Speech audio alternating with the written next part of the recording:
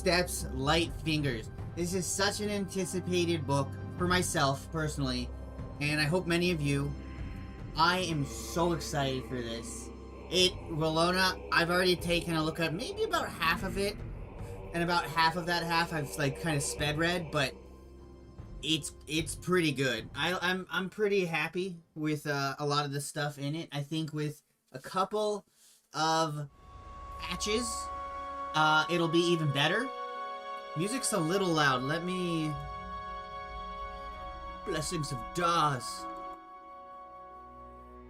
Alright. Oh, wow. Okay, so... Earthquake, but we're good. Alright. So... Oh, thank you. Yes. So, Deft Steps, Light Fingers. I'm extremely excited for this. My party's about to do like a heist. I don't know if there's heist rules. I didn't really check too much, but you can see we've got some knights here coming on through. We've got some poachers, perhaps. Given what I've read, I think it's probably that, or maybe some bandits. Perhaps actually looking at it now. Perhaps some bandits. This dude's got a tobacco pipe. And, you know, we've got people laying in ambush. Definitely not poachers. Definitely not. Okay.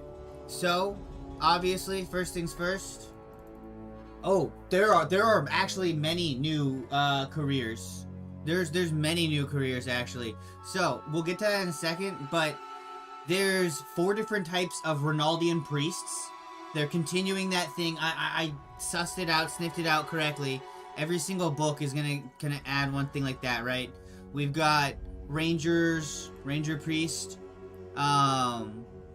and there are some alternative career options for thief level 1, and I think one other class or 2 other classes that there's like 7 new options. So you could be like an embezzler,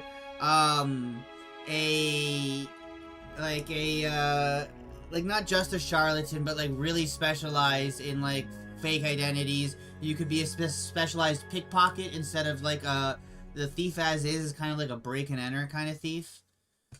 Strike to stun, you know. So there's a lot with that, but let's quickly just take a look.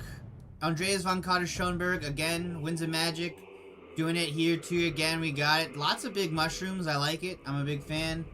Not entirely sure what these eyeballs or whatever these are right here, but why not, right? It's pretty cool. That said, let's see here. Design and writing, mostly by Dave Allen, Robin Lowe. Got some Patrick Murray. So we've got some very familiar names here. Other than that, let's see. Okay, nothing else is leaping out at me, necessarily. But, I've gotten about halfway. I just got into the parts about Tall, and I read all of, like, the hunting part, because all the equipment and trappings really, I really like it. They really interest me, right? So, we'll start, you know, kind of going through things kind of like bit by bit. Not like last time with the dwarf where it took forever, but there's some key spots I want to like show you guys. In fact, let's just hop to the back of the book real quick, right? So, hunter and hunted, right? You know, hunting actually has like more of a use now, okay? Look at this guy. He's ready. Look, wait, are these dwarf hunters? I think they are. No. What is that? Why does he look so odd? He's got that staff, though. Oh, they're in a swamp! I thought they were, short-legged. I was like, what's up with their proportions? Everything's all wrong looking.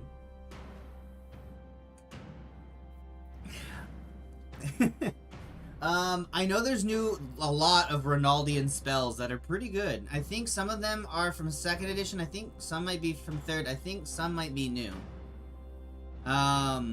So, kind of like Imperial Zoo. You've got more like outdoor survival stuff you can do.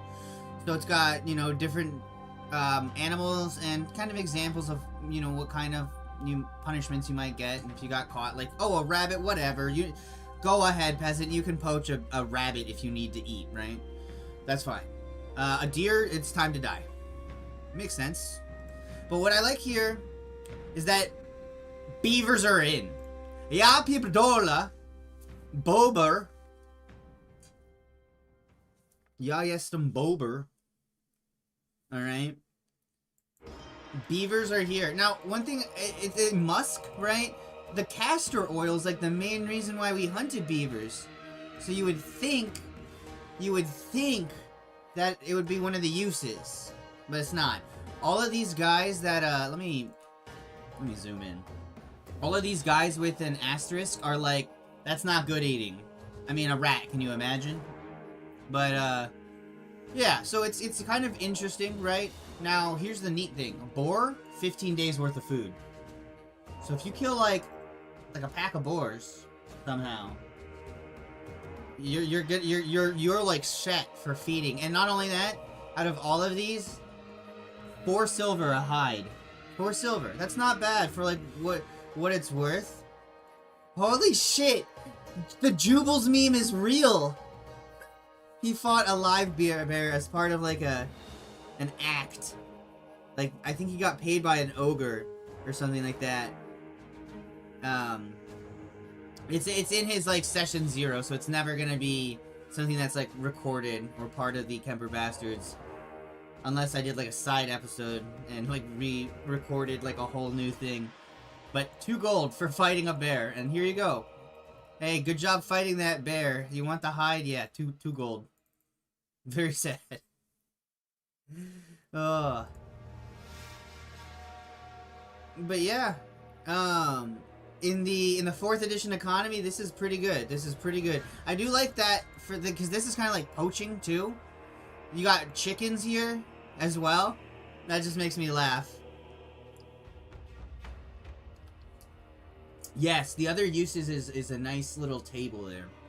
I agree. So, it tells you, you know, where you might find these animals. Very cool part on Marcus Wolfhart talking about him killing the Drakewald Cyclops. How he, like, literally just, like, he blinded it and then swung, like, 30 times against its ankle until it fell down, and then he swung like 30 more times against its neck until he hacked it off, and then his arm was like numb for like a month. And then basically he was just, you know, the Emperor was like, yo, you must fucking hunt for me, and he's like, I want to fucking slay monsters, dude. Don't take me away from that, please. And he's like, all right, you can go hunt monsters, but now you're the Imperial Hunchmaster. I don't know. It's very cool. There's that Ostermark Ice Dragon mentioned, Chimera Flamestor, Spire Peak, Talon Beast of Sterling. I don't know if those are like canonical stories. I imagine those are just heretofore undescribed little plot hooks. That's neat. And you might see, we've got camouflage, right? We've got, these are 3 types of dogs. And 2 types of birds. So it's pretty cool. We've got tons of rules on hunting hounds, right? So there's new things. You can have your dog dig stuff up. But, you know, if you have a griffin can now be trained to dig. Right? And that's probably going to be a lot better at that. Heal, hunt, point, round. This is like kind of like herding. I thought trained herd was a thing, but I might just be thinking of Andy Law's homebrew. 4 dogs. Yeah. It's a lot. It's a lot, right? But I like it. I like all this. You get tracking, obviously. So you can get falconry, or I guess hawks. Yes. This is a point I didn't even think. Lots of like shitty nobles just doing falconry and hawking, I guess. And as a result, like a lot of doves of Shalia end up getting eaten. I imagine messenger pigeons probably would get accidentally hunted from time to time as well. making communication not quite so good. No, it's not. It's not. I actually do like that the dog breeds mentioned here are different breeds. So you've got your Dachshund, so it's the Hochland Lachland. You've got your Nordlander Bams, which I think is, let's see, it's a medium but affable hound, ability to hunt for hours without flagging. I don't know, that's pretty generic, right? Maybe Bams is an actual dog breed I'm not aware of. And you got this, some March Hound for like the Nordlanders, maybe the Northern Marches of Osland, and based on its name I would assume Marienburg. So that's pretty neat. I guess that's up to the GM. Right? My group, I think we only do like hundreds is a loss no matter what, but at least the one that I'm in a player in. And that's kind of like how I GM it in return. Alright, let's see here. Return, circle, and hunt. Pretty straightforward with that. You got a little none. The only thing about that, it says it's somewhere here. The Dovehawks, they've got like, they vaguely resemble a monk, so some people call them Shalian monk birds. But these are also, these are birds that eat doves, so it goes kind of in a few ways. More mentions of Araby, despite it never ever going to ever get any actual real sizable lore ever again. But, you know, as one does, it's got some interesting stats. A little bit of lore, talking about how nobles like to hunt, their land abomination, and a plot hook. Hunting lodges, this is kind of interesting. So, this is kind of neat. You know, you got nobles, but they are also like, here, I'll show you guys. So, check this out. It's got a whole map, which is neat. This is like a typical hunting lodge. So you actually have like all these defenses. You've got a kennels, you've got a stables, you've got a main lodge, maybe an area to repair your equipment. Yeah, it's basically a safe house.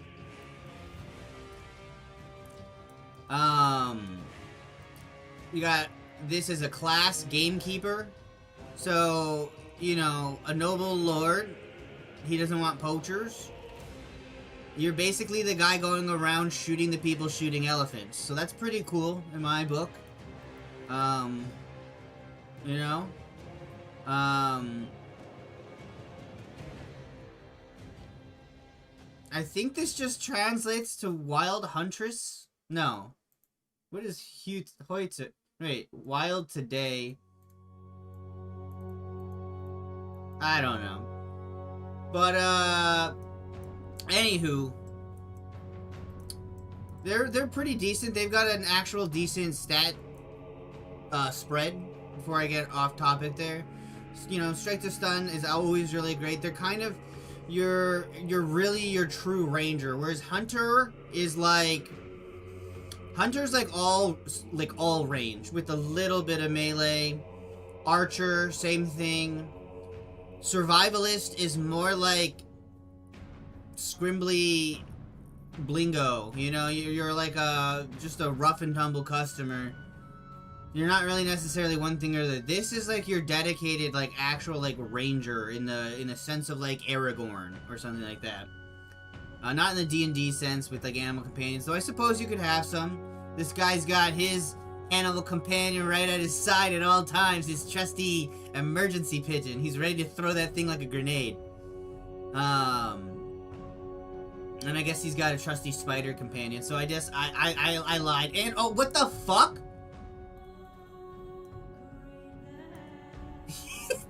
Arya, you gotta be kidding me. The dude's got 2 baby birds in a nest on his hat. That is deranged. What a psycho. Alright, so basically, you know, that's that. And then you've got the flip side of that. You got a poacher. I appreciate how disgusting she looks. You know. weirdly, the art style has shifted to photorealistic. Garlic bulbs. Tarantino. Let's see, Scrumper. I don't know what that means, but that's your basic start on it. And, these guys, it's more like hiding. Whereas this is more like fighting. And, like, seeing. And such. This is more like not being seen. And really, truly more about, ranged, but also just, like, survivalism to a small extent. And then once you get to the high levels, you can kind of bribe your way out of it. That sort of thing. I think that's the intended sort of idea. And, you know, just a little bit of lore like with the other one. So with that said, let's scroll back up.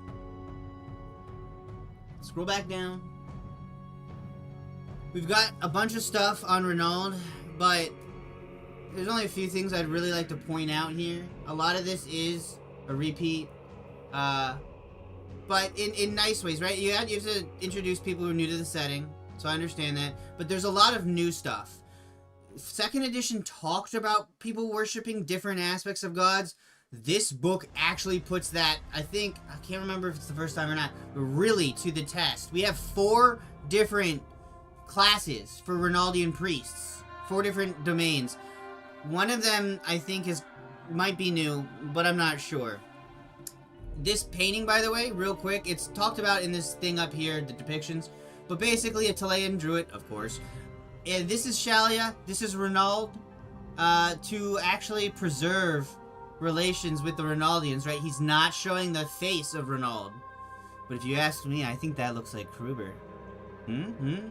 No. Jokes aside, just a neat little piece. Just a neat little piece. I don't know. I guess that's gotta be a statue. Anywho, you got the thief aspect, obviously, and all of these have hilarious stories. So let's look at a few of them, right? This is the story of how, this aspect of him. This is the hero of such stories as how Renaud stole the Emperor's horse as he was sitting on it, and then sold it back to him. How he sold Joseph Bugman into his bedclothes, took his best ales from his cellar, and how he sold the finest dragon ship from the harbor of Lothar. On the other hand, we have him as, like, the clown, basically. Humor, mischief, deception, trickery, illusion, right? This is for your Grey Wizards, your Charlatans, your Spies, all of those guys. This, I like this. He danced with 3 different Grail damsels in one night. Legend. He also convinced Talabheim's High Magistrate to burn their own breeches. I don't know, just silly stuff like that is very funny. Supreme Chancer and Pusher of Luck. This one, I just kind of like, it's like, oh, he invented the game of Scarlet Empress to impress the most beautiful woman in Averland. I think that was prior lore, but it's neat. And then this one, I imagine, like normally the mundane version of this, how Renaud won a bet by proving he could walk on the clouds. My immediate thought is he finds like a puddle reflecting the sky and he walks on it. But that's the thing that gets you the shit kicked out of you. So who knows? What's up, Retro? Then, so this one, I don't know how new or not this one is, but it's definitely over here. So we got Protector of the Powerless, Humbler of the Powerful. This guy disdains tyranny, seeks to redress unfairness. They're passionate about defending the poor and the downtrodden. These are your Robin Hoods, basically. He fed 1,000 orphans. He helped a dwarf fulfill a grudge against a cruel landlord. And he replaced the Graf's crown with a turd. Pretty cool.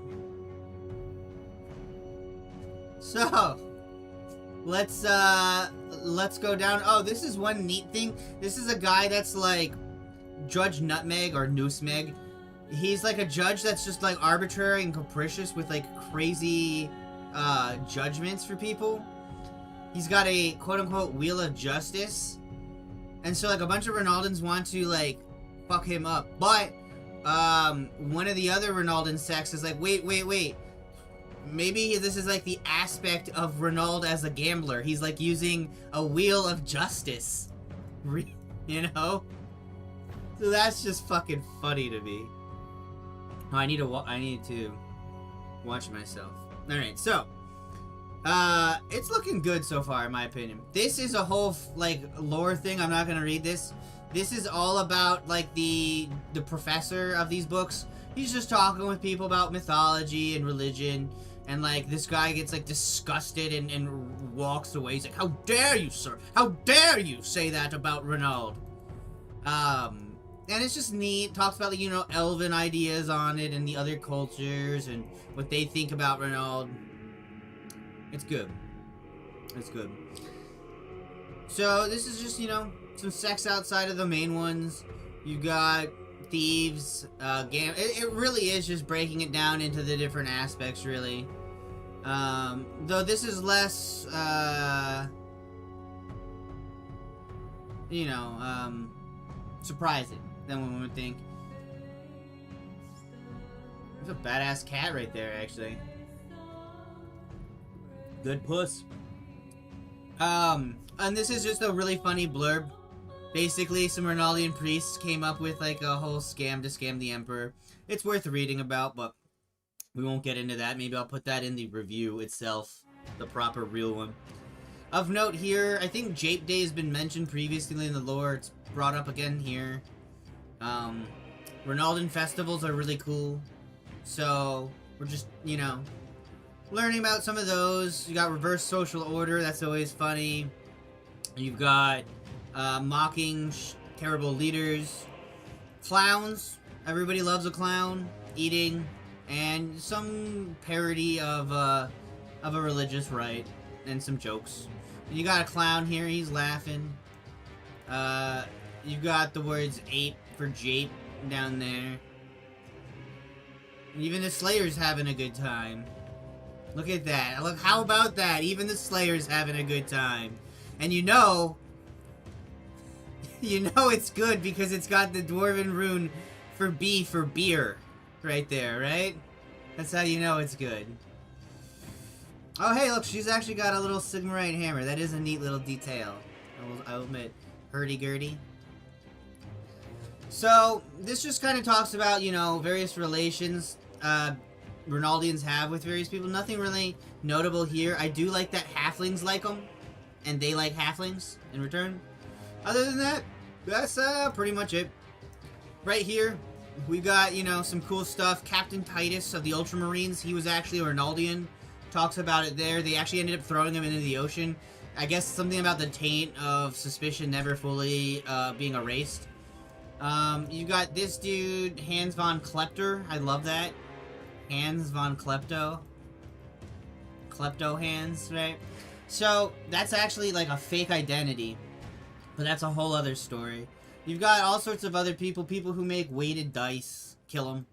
You've got the dude who stole Vlad von Karstein's immortality ring. You've got a couple of, like, notable people from contemporary times as well. And this dude who managed to steal a kiss from the Empress herself 300 years ago. And during the time of the Old World. Actually, hold on. During the time of the Old World, or shortly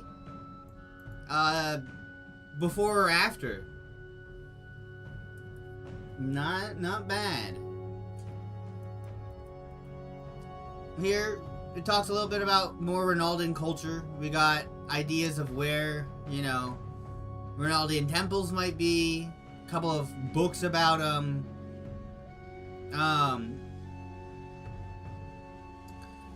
Apparently, oh, this is neat. If you can get 5 free points in the lower Ronald skill if you're able to make a series of tests. Kind of hard. But then you can also become a priest of Ronald if you do that. So that's kind of neat. Just various other stuff. Nothing really too worthwhile mentioning. But, you know, just some neat little flavor. Just some little spice. again, more spice here, just kind of teaching you, you know, if you want to play a priest, here you go. This is the part I like. This is the part I like. This is the part I like.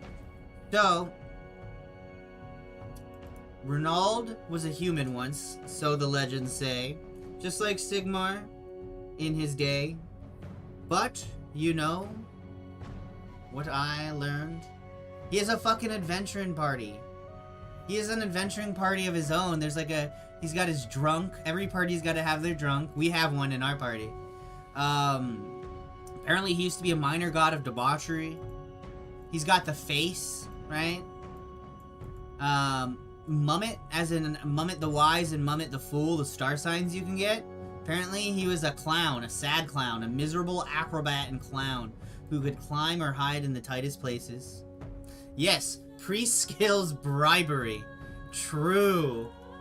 True. Priest skill bribery.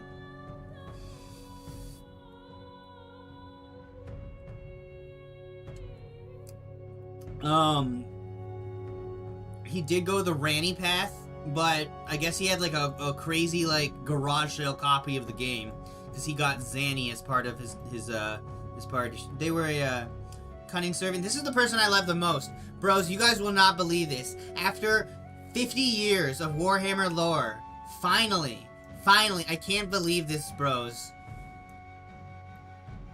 Everybody's in. They even got Stanley. Stanley's in, bros. Fucking Stanley. We got him. We got him.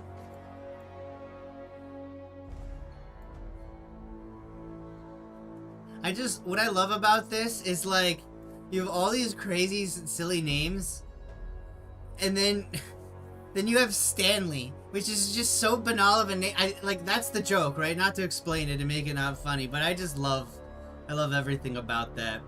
Very Ronaldian in nature.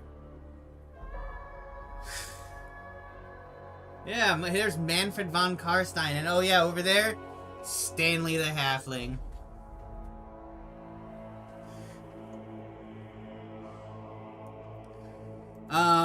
And there's other ones, but those are just examples.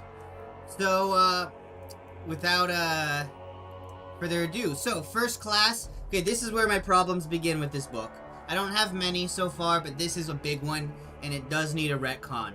This is egregious in the same way Winds of Magic solved wizards being terrible at what they do. So, this is a thief priest. Okay, cool. Very cool. Here's the problem. Here's the problem with the thief priest career. You guys notice something about their advanced scheme? Dexterity is skull. Only levelable at tier 3. Okay. But dexterity is your fingers. As in, the governing skill of pick lock. Why? I think it should probably have these switched, or I don't know. I don't know what would. I haven't given enough thought yet. I haven't had the time because this book came out this morning. I'm just, you know, no time. But this is not the right way to do it. At the very worst, dexterity should be like a tier 2 thing. I think personally it should be a tier 1 thing. This is specifically the stealing rogue. Because we're gonna break them all down now, because Ronald's cool like that. He's like your...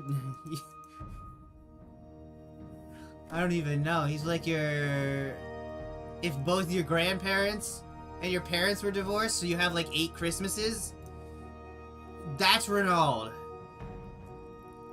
But, so it just doesn't make sense to me, because this is the steely guy, right? But not so good at stealing.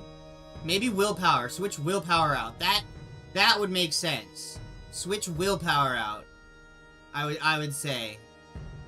Willpower out, and then maybe make fellowship the tier 3. Make willpower the tier 2. That would be my thought, maybe. Off the cuff. But, as you can see, you know, eventually you get other thieves and whatnot, and it's neat. It talks a little bit about some fluff. This is some really neat stuff. So as a Ronaldian, you can buy miracles at the normal cost, or -10 pray test.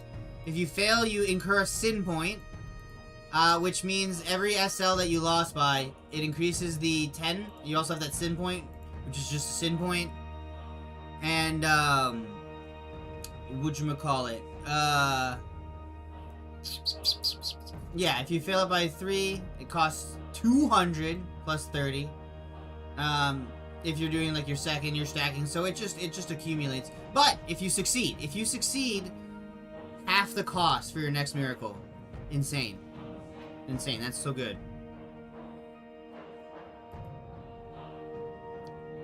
Oh yes, the hounds are so good looking. Miracles are fellowship based, huh? Then yeah, maybe fellowship should stay at tier 2, willpower can go to tier 3, and dexterity, needs, or intuition can go out. But I think intuition, agility, and dexterity befits a thief. They need to have a good sense, a good escape, and a good steal. That's my thought. I really wish they would patch this before it comes out. They've been really good about patching their books, so I hope they listen. I hope somebody out there at Games Cubicle Workshop is listening 7 times. So now we have the Gambler Priest. This is your Eka Flip. This is your Bet It All on Black, baby. This is your Dice God. So this is Randall the Gamester. And there's some neat blessings here that I'll get into in a second. But, you know, we've got polo quick sleeves here. And we've got a nice little quote. I mean, it's just silly stuff, right? But same, is it this guy or is it the next one? One of these other ones has the same problem. Let me think about it. Gamble. Gamble, I believe, is intelligence-based. Let me double-check that real quick. I'm 99% sure. Oh yeah, what do you look at that? It's almost as if I prepared a dish before the show. Look at that. Gamble, intelligence, basic. What? Huh? But no access to it until tier 3. That would be funny. I bet you, like, Ronald probably does, like, mess with the Chaos Gods in card games and dice games. That, if you think about it, that's probably true. But yeah, so, basically my point being, this, okay, switch this. Willpower and, no, a gambler needs to be cool. I would say you don't need the dexterity as a gambler. That would be my thing. I think the only thing is sleight of hand. You need it for sleight of hand. So, maybe, yeah, maybe switch willpower and intuition. Intuition to intelligence, and you can leave willpower as it is. Agi's at the bottom. I'm not even concerned about that.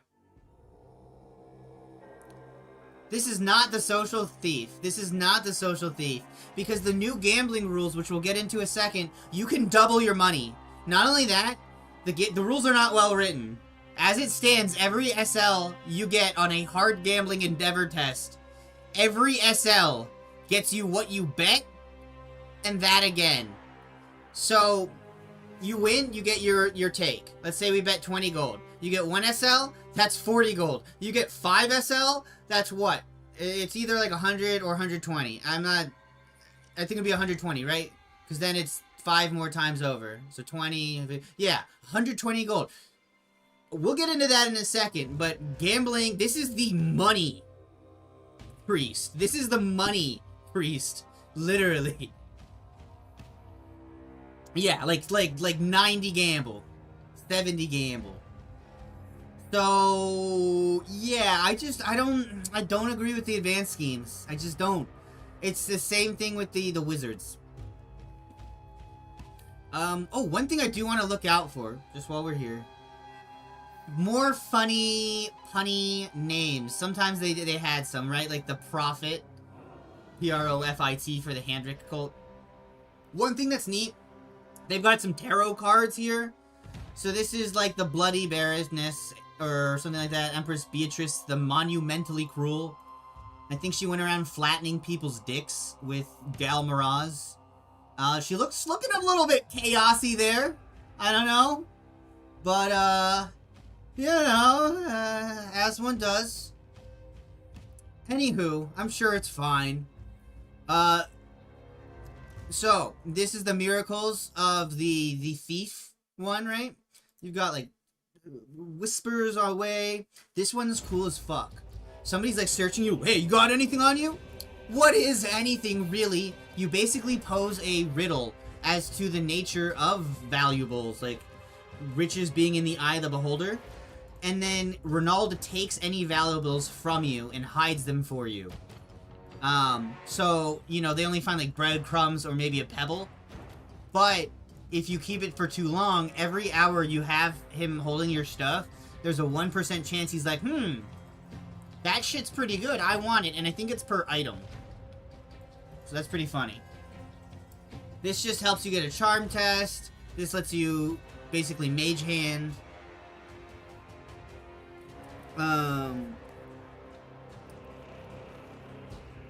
Hi Lecter, it's 4 p.m. It's time for your dick flattening. Yes, Empress. Alright, let's see here. Oh yeah, this just like points you to a fence, which can be useful. And this one, this like just lets you get away with a crime. Or I think according to some rules that are introduced that I haven't read yet, you can subtract like 3 from like your score. I don't know what that means yet. We'll figure it out together. Yeah, and then it just also says, don't forget you can use these as well as a Thief Priest from the core rulebook. This is for the Gamester. There's literally a spell, the Game Master. Your move, your move, you get... So this is basically, you are the master of games.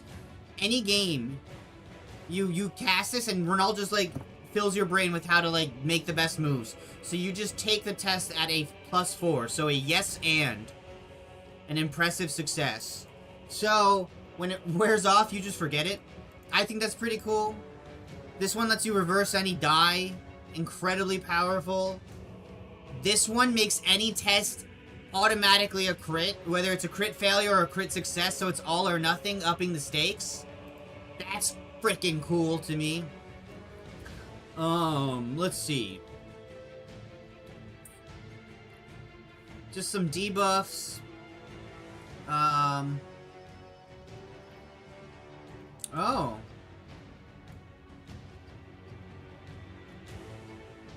Oh, this is again like you can buff SL by a lot, or you could lose it by a lot. And then this just lets you like get into people's brains, and so like you'll understand what they like are about, and what you do with that information's up to you. So as like a gambler, I guess that would really make sense. What's up, Rags? We're looking at Ranald, and I guess whatever that is. The heck? What a weird card. What? It's like stolen ahead. Maybe it's an aspect of like Ulrich or Ronald, or who knows. This is the Trickster Priest. This is the Social Thief. This is the Social Thief. And oh wow, look at that! They get Fellowship! At tier 1? Whoa! Huh? What? And Willpower? The 2 social stats? They get both of them? Well, that's just quacking crazy, Jimbo. What in the world? But yeah, it's just, sadly, it is what it is. You know, I think that's alright. There's not too much to say about this one, you know. They're tricksters. This is the trickster. So a little bit of fluff, as per usual. A little bit about Grey Wizards. You know, an incarnate of Ulgu. Uh-oh, End Times lore enters my setting. It can't enter my campaign if I don't allow it. I think that's what they are, right? The incarnates. I think that's all End Time stuff. I'm the incarnate of Aesir. Hey, you know what? No.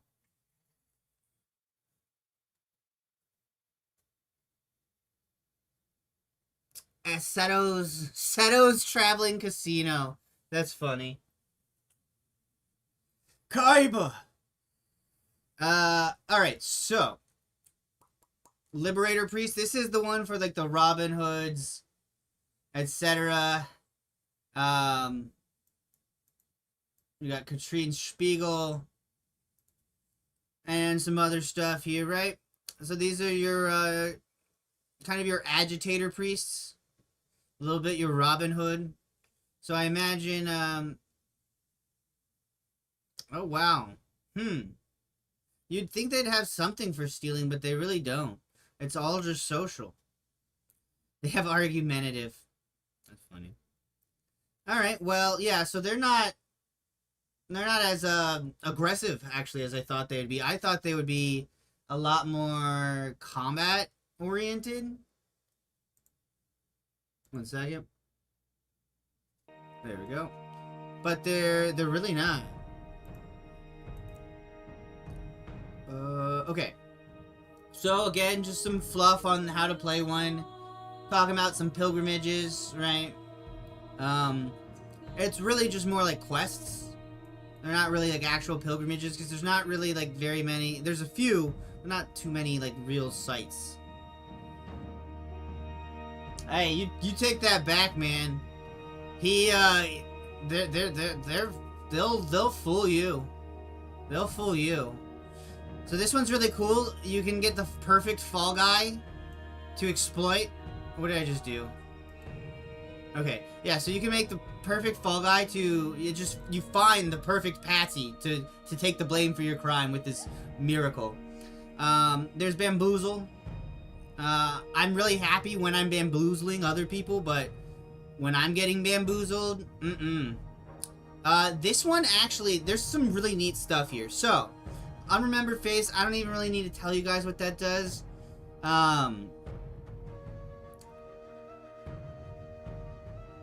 Wow.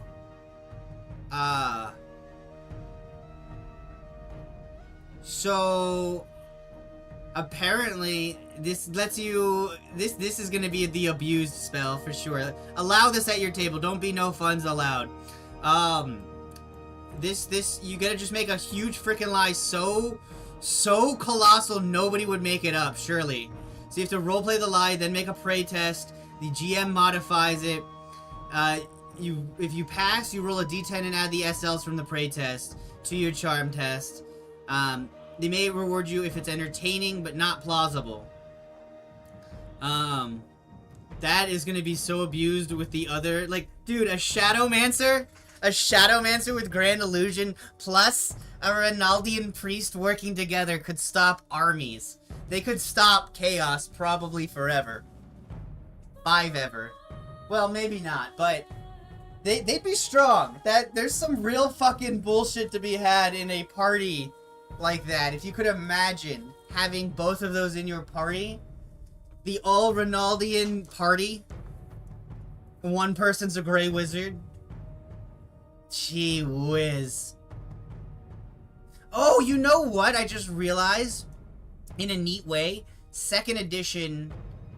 Okay, 2nd edition split magic into like 3 schools generally as well. So you would generally be trained in 3 different like aspects, if I remember correctly. Am I thinking of Salvation, or is this magic? I think it's magic. You get like a starter tome in 2E or something like that.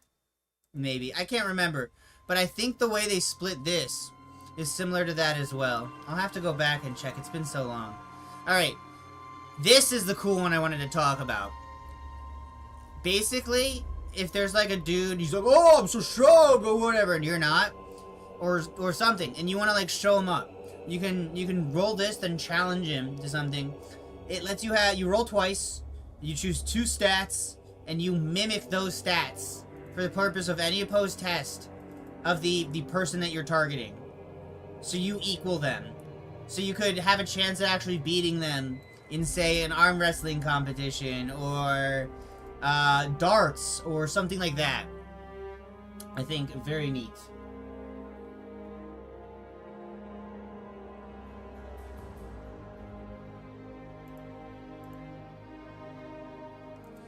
Anywho. This is the Protector one. So, there's some stuff here. We've got Back at You, you know?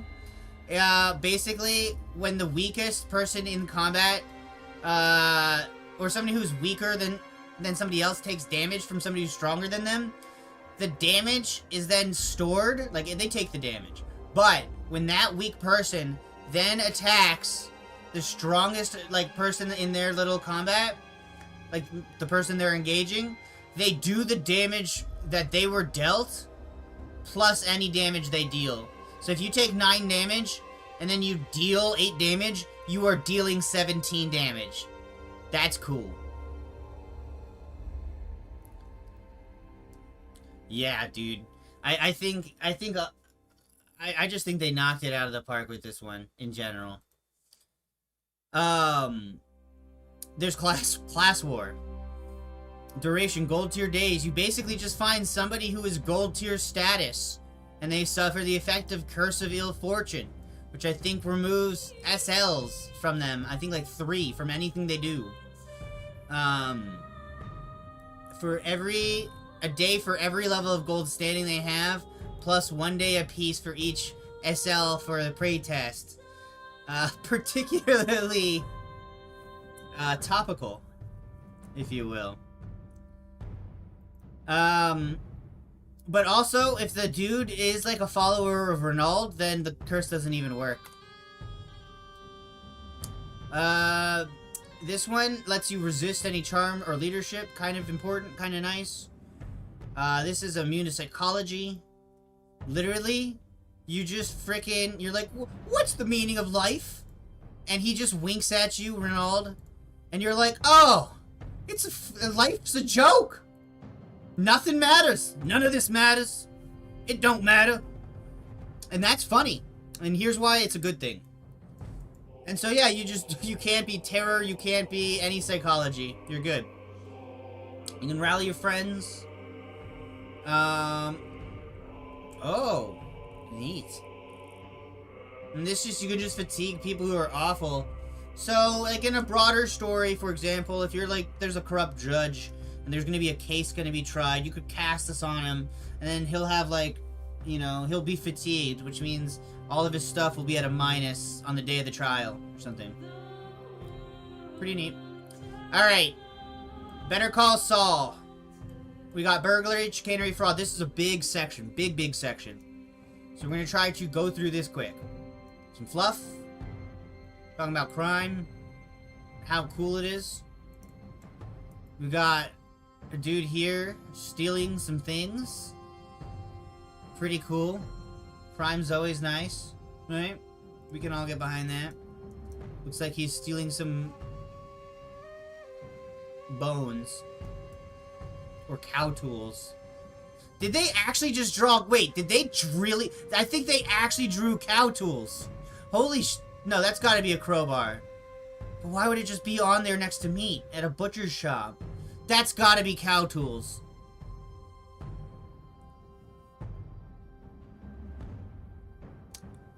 Alright, anywho. That aside, pickpocketing.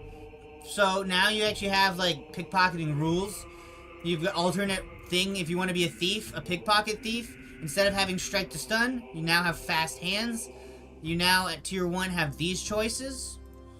Expectations, like a silver 5 merchant might have 5 silver in general, but if you want to go crazy, you can do contents of a purse roll.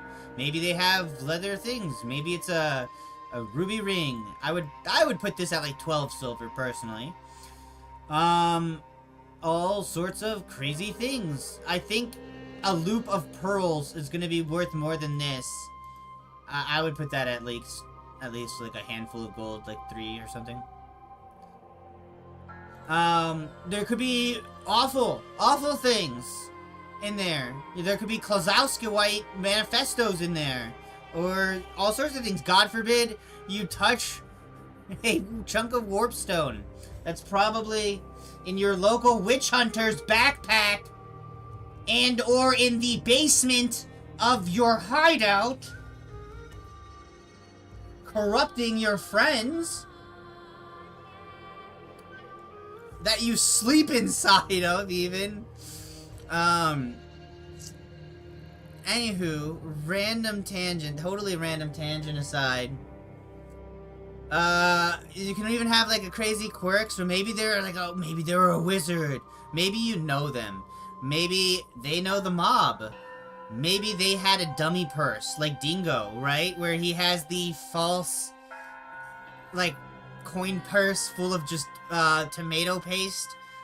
So that, you know, if he gets stolen, no big deal, I don't lose any money. If somebody tries to stab me, well, hopefully, you know, they get the tomato paste and they think, oh, okay, we got him, we can leave him alone. Maybe they're drunk. All sorts of stuff, you know? Burglar, very much the same thing. Burglar is, I believe more like, sneaking. Way more on the sneaking. So, secret identity, they can swap that out. At tier 1, they get some different skills. This works a little bit better in general. Thieves in downtime. A similar thing to above, and I really do like this. I really do like the fact that they have these success tables and all this stuff. I wish there was more burglar stuff, like, oh, what do you find in the house? But yeah, you know, it is what it is. It is what it is. Maybe we'll get some when they fully release the book. Maybe not, but I would hope they would. I think everything should have equal care given it to it, and I'm actually really sad that Racketeers didn't get more love. Racketeers didn't get more love, but I guess the love that a Racketeer could get, if you're a Racketeer and you're out there, let me tell you this before we get into it. Your best bet is starting a gang of your own as a Racketeer. That's what you gotta do. That's your career growth. That's your option. What? No. What's going on? I don't want Bing. I'm chilling. Alright, we're good. Alright. So, just some minor stuff here. Maybe some Ronaldans take notice of your theft, and they're gonna watch you. And as long as you would buy Ronaldian things, they'll be like, okay, you're cool. But they might just mess with you, just cause. On the other hand, maybe you get tons of money.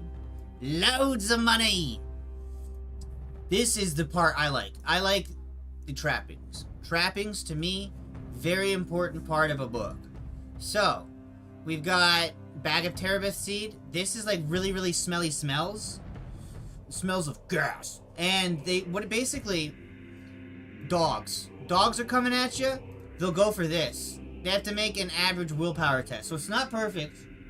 The dog doesn't have a lot of willpower, so this might be like a 50-50 shot. Better than nothing. And you even have a chance that, you know, the dogs are just off your trail completely. Especially if you have a Priest of Renaud boosting you up. Maybe he turns it for sure into an astounding failure or success.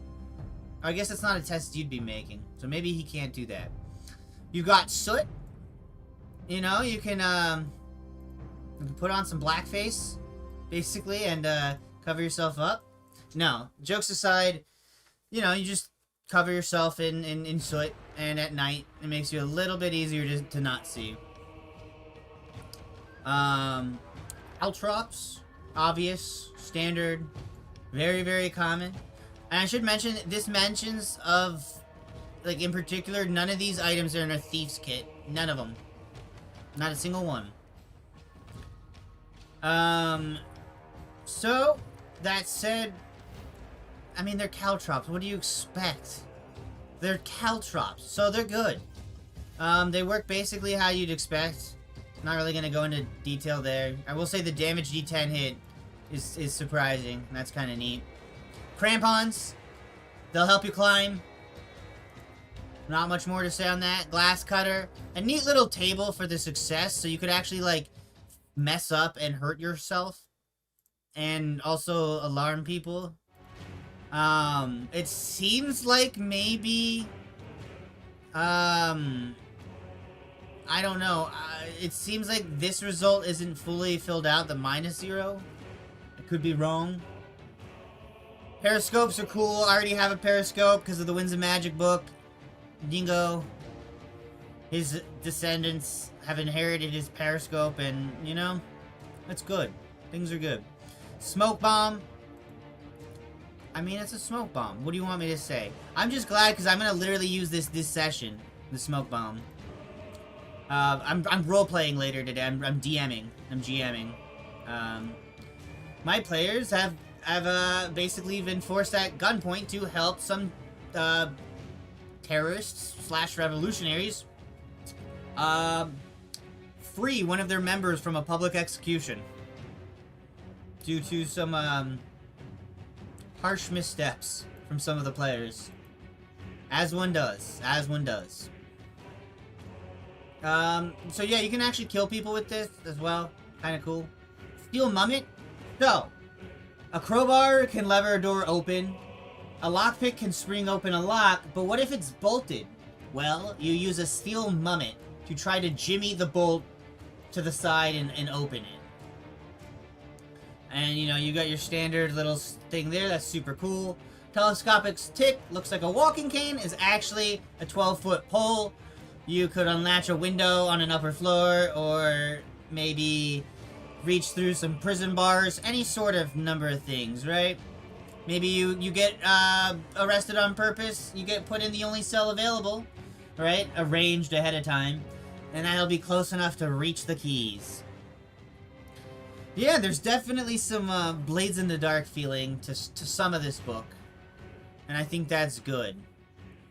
A bit on Grave Robbers. It's actually kind of neat. You've got more combined tests, which is every player hates them. I hate them as a player, but as a DM, they make sense, and I think they definitely need to be used.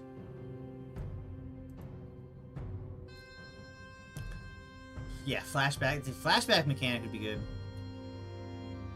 to an extent. So it just talks about kind of some of the people that would want a body. It stats a blackguard of more, because in case you get caught, you're gonna die. I am not. He was not a grave robber. He was not. Wait, was he? No, he never did that. Do you think he'd be living in the gutters if he was robbing graves? Man of principle. So this is just cool stuff. Like, like you open up the grave and the dude was actually alive, and they're like, and they might have mixed feelings about being rescued for somebody who was planning on selling their corpse. You can see somebody who was like staked. You can find really good stuff. A ghost could come.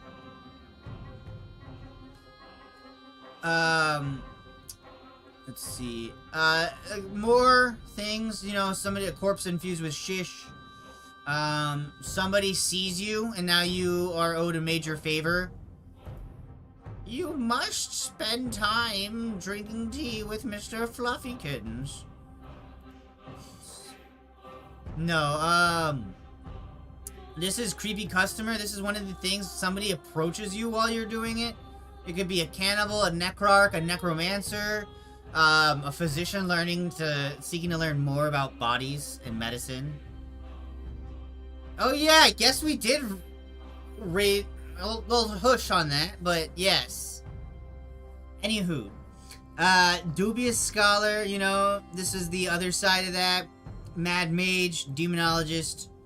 This person's trying to like fake their death, and these people are trying to fake somebody else's death. Pretty cool. Pretty cool stuff. Got bods, fences. I like this. I've got a fence in my group, and I think they'll be pretty happy with this. You got similar things for all the other 3 dudes there in that similar sort of thing. Got a couple of underworld rumors. I've not read through any of these really. Other than this one, which is very funny. I won't mention this because I plan on using it. There's a lot of stuff about Ourswald in this one. They're really expanding the area around the Reichland a lot more, and I like that. Full-on rules for fencing, including filing off, like, markings, like monograms, stuff like that. Salvaging things, just breaking them down, because it's too risky to sell in their whole way. Like, maybe a ring, like a noble's ring, right?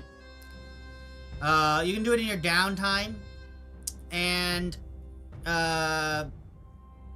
you know, basically, on its value, there's some cooldown time you might need.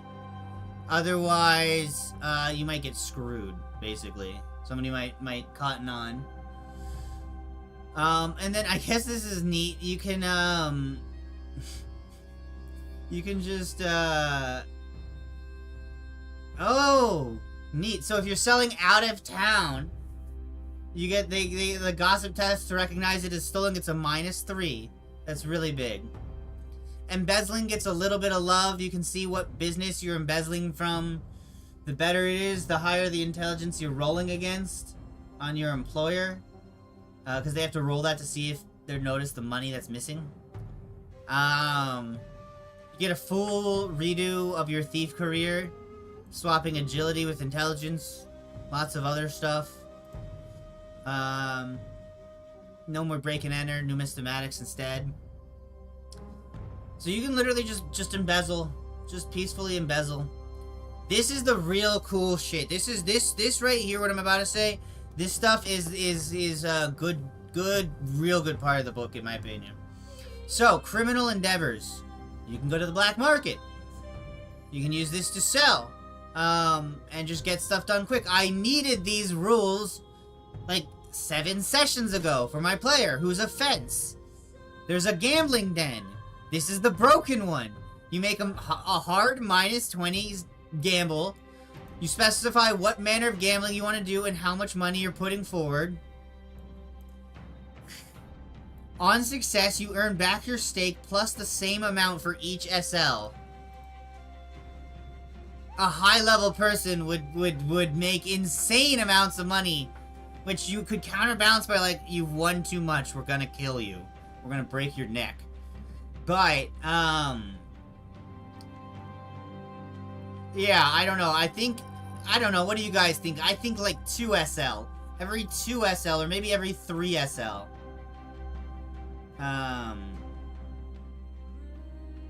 Or maybe, okay, on a success, they earn their stake back plus the same amount. Every 3 SL after that is an additional amount or something. Or maybe every 2 SL.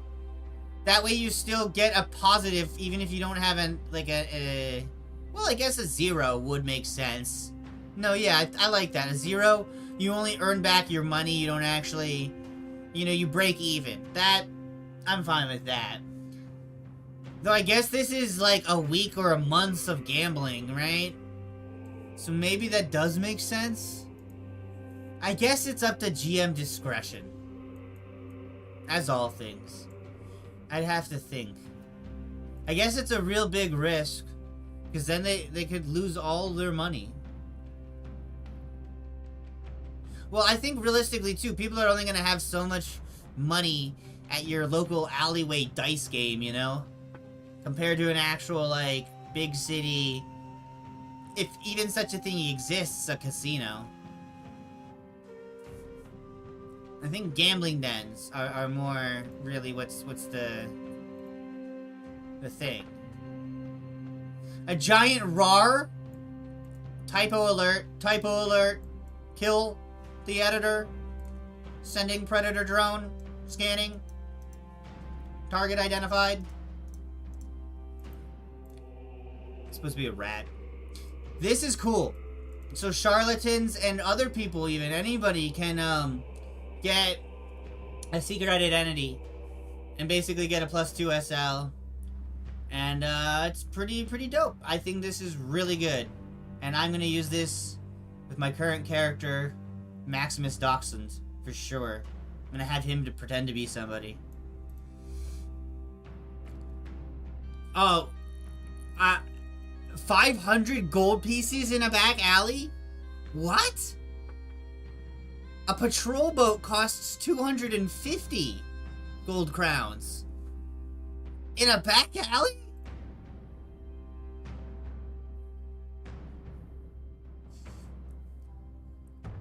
I'm talking fourth edition.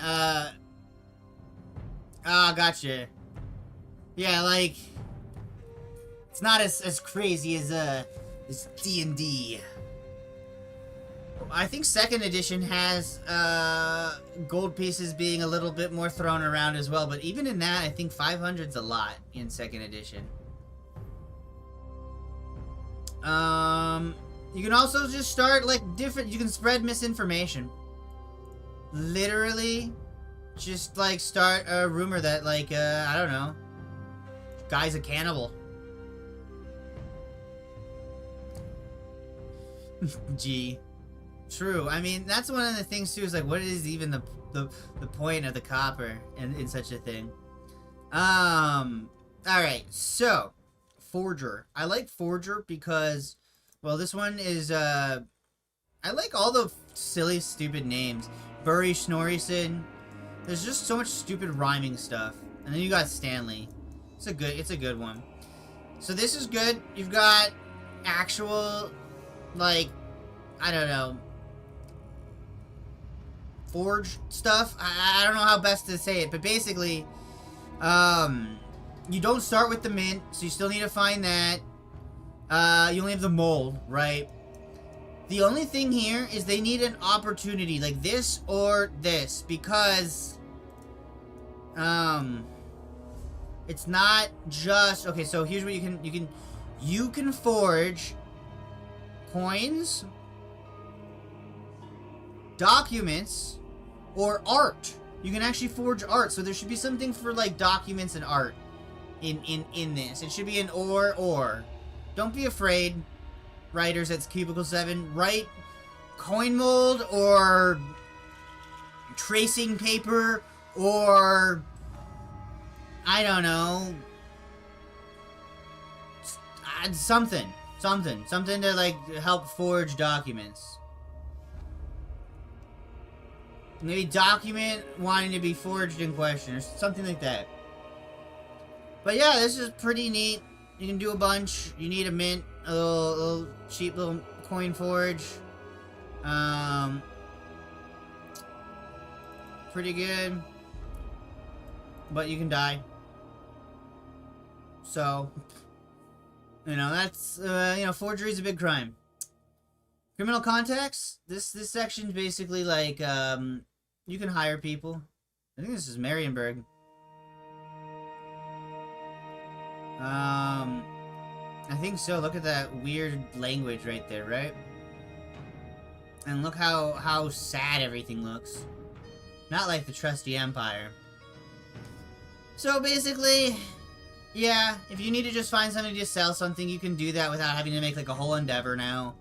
A whole bunch of stats and fluff for any kind of contact you might need, even muscle. Racketeers getting a little bit of love, not really though. Reusing the same picture. I really hope they don't do that for the actual book. Be kind of sad. Come on, they can surely use a few other pictures, right? Maybe that was a mistake. These are people, you know, safe houses. This is actually very important as a criminal. You're gonna need somebody who can give you a discreet hideaway in some, you know, if things get too hot. And, you know, sometimes you need somebody to, impersonate somebody else. And so you can hire, an imposter. Susamogus. Alright. So. New endeavor. Establishing a contact. So this is, like, the flip side. You can get a much, like, stronger contact. But, and it gives you some basic, like, ideas on that and whatnot, as well as some example ones. Oh, this person's funny. So, well, this is the only thing that's funny. So this is a named person, Wave Master Sulindil Far Trader. But when I see that, I just think Fart Raider. moving on. Shows you, like, it's like a diplomacy chart, honestly. So I kind of like this. You've got a quality of relation across a band that's better than indifferent, hostile, or friendly. You know, there's 2 extra steps. You've got also quality of services. So you could have somebody who's really good, but they're really shit, actually, at what they do. And it's, you know, pretty bad, actually. You do need to maintain your contacts. If you have a contact, if you don't, like, keep up with them, it will deteriorate and go away. And also, just random shit could happen to them. So it could be cool. Let's see. August. This guy is just, like a gang guy. Tells you about various big cities. And, even Kemperbad, Bogenhafen, right? Marienburg, Mindenheim, Salzman, Uckerstreich. And just, this guy's, you know, agents and network. This is just, you know, advice for the GM on contacts and how to run them. We've got organized crime. This is where the muscle gets their a little bit of love here. Here we are in the... Oh my god, we've actually got somebody just straight up puking. Let's fucking go! And there's a bunch of, graffiti, it looks like. Too. I don't know what that's supposed to be of. It looks like a weird face. Maybe an elf? Or a pig. Yeah, I think it's a pig. It's a pig's face. It's easy to confuse that with an elf. Got a little cat up there. Neat. Anywho, as we scroll down here, it talks a little bit about Marienburg, other stuff, but now you can go all Saints Row to Blades in the Dark. You can now, folk that are not tolerated elsewhere, such as mutants, witches, ogres, and agents of chaos cults. One of those things is not like the other, buddy. But I guess they would break a lot of furniture. So, you know, there's a little bit of fluff there, but then here, boom. 10 silver, boom! You have a level 1 criminal gang. Now you have endeavors, and this just ties nicely into the businesses, which have had their prices updated as well in Archives 3. Archives 3 got another update. We'll be making a video on that soon. Quote, TM, copyright, trademarked. Yeah, you can smell that. I like it. So yeah, you can build up your gang as an endeavor. You pay your cost, and it goes on up. I think maybe it should be a little pricier, honestly. Because if you think about, like, I don't know, I think it should just be a little pricier. Maybe like this, maybe like 1 gold, 10. I don't know. I mean, I really think like, okay, like theoretically, right? Do you even really need to pay money? Like, what are you paying that to? Who are you? What does that even represent? The equipment? Paying people off? Either way, I think this is neat. You can levy, like, if you're doing the Warhammer economy as written, where your money resets all the time, you get to levy this much extra money per each organizational level, which is like nothing, if you really think about it. For each adventure, you can, like, funnel this out of your gang, which just doesn't, I don't know.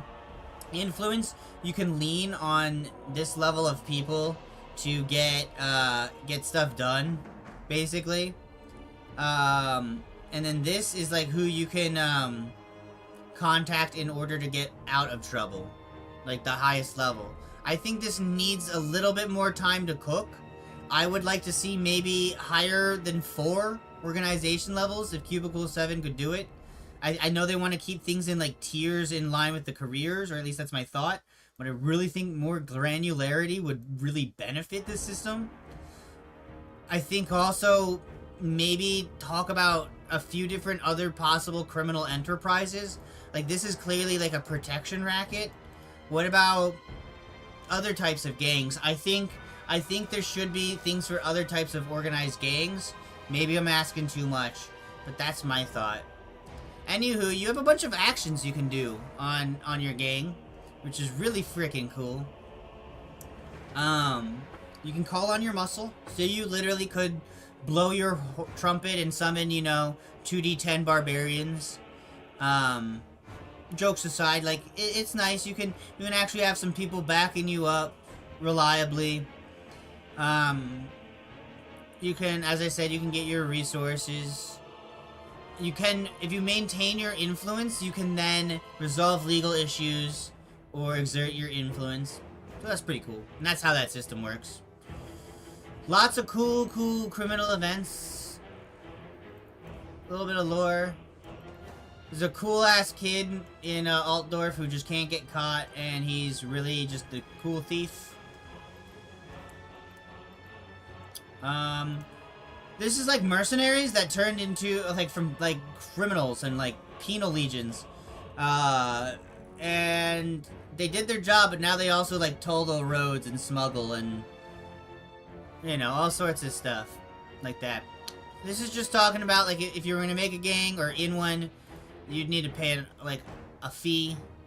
Definitely need to make sure you got your territory. And we've got a couple of, sample gang members, right? Which are detailed in other books. I think this is going to tie heavily into the Marienburg book. I think... What's his name? Adelbert Henchman is going to be a named and big guy in the Marienburg book. Obviously. So, it just, you know, a quick overview, reminder of certain things, and just a few extra little perks that you can get from having your gang. As you can see here, you know, you need access to this or that, we can help you. You need plans or watch patrols or something or whatever, that's fine. We can fence up to this much a month. All sorts of very, very nice little things. And even if you're at the highway, you can maybe even get lawyers for members accused of any crime, if you're a big enough organization. So that's really neat. There's just some more rules of the street, basically. We'll touch on religion and how that touches on it. Gang wars. I think that would be a big part of any sort of criminal thing. Not a lot about Ostland in this book, though, I will say very sadly. Now we've got Tall, but I gotta say, guys, I've been talking for 81 minutes. I'm gonna take, like a 2-minute break. I gotta get water, and I'm gonna get like a Nutri-Grain bar real quick. BRB.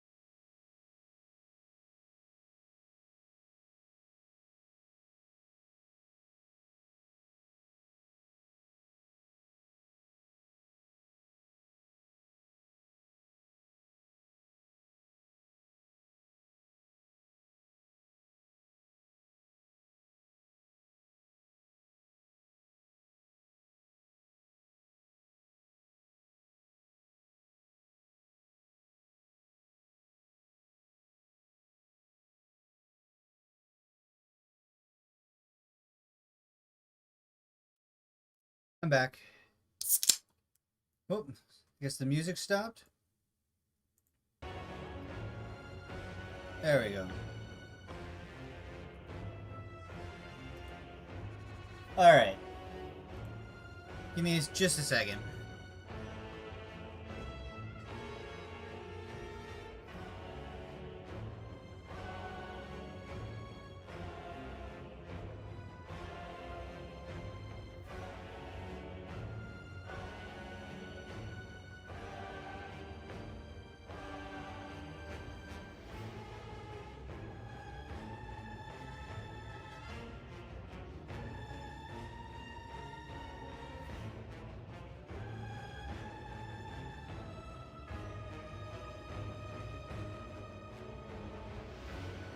Yeah, no, I definitely... I don't think anybody wants it to become an accounting simulator. That'd be wild. But... I don't know. I don't think most groups like the rules as written for the economy in 4th edition where you lose your money in between every adventure. There's gotta be a healthy balance in between the two somewhere. Somewhere. I microwave some pizza. With that said, it's all time, baby. So, not too much new here. I mean, there is a little bit, but it's mostly like Tome of Salvation. However, we do have this really nice diorama here.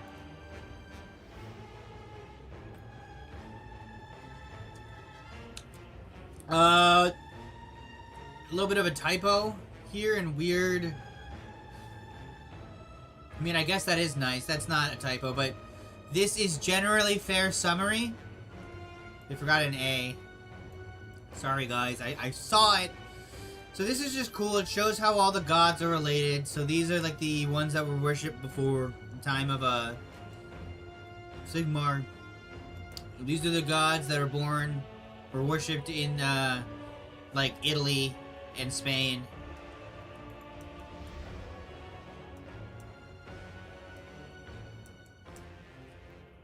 And then we've got these two dudes. They both ascended. Sigmar, down here, way below Ulrich, next to Ranald?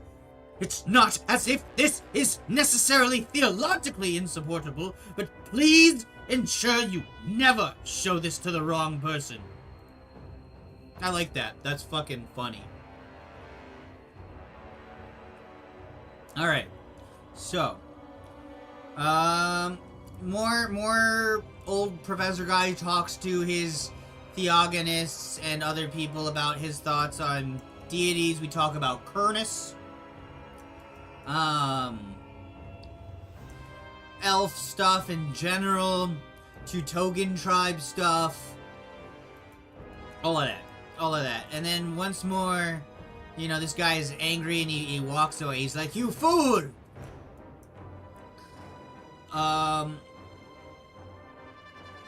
Yeah, I guess this talks about the War of 3 Emperors, was it? I can't remember, but basically, Tallites try to become seceded. Just more fluff stuff, really. No sense in getting too hung up there. Some Holy Orders of Tal, which is kind of cool.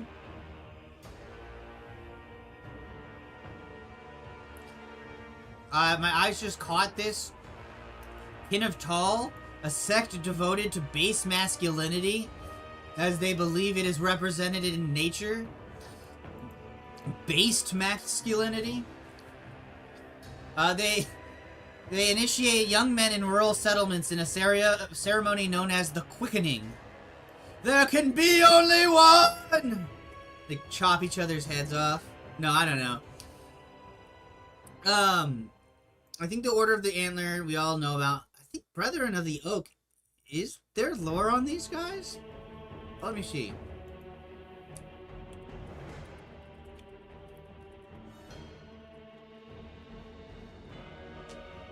I have to act fast before No, there's not. So that's new. The Longshanks, that is established lore. That is established lore for a long time. Yeah, I think everybody's kind of gotta, like, make their own economy.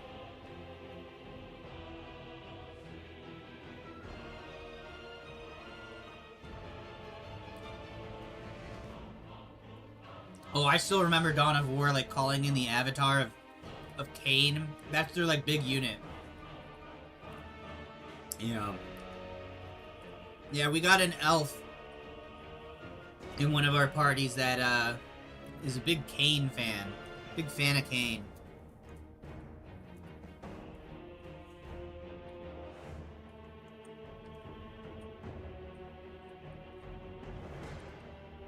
I think these guys have stuff written about them too. I think this is new. Horned Hunters. They're zealots. They eschew civilization. Maybe this isn't Toma's Salvation. Toma's Salvation generally had a heretical sect for every god. Very good book. 2nd edition. For anybody who's new to the hobby and doesn't know about 2nd edition books and is running a 4th edition game, let me just tell you. Sorry, I'm slopping away on food. Tome of Salvation is such a good book and such a good resource as a game master. Definitely worth a read.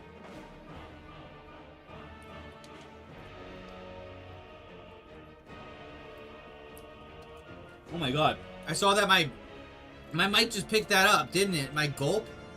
That's jeez. Anyway.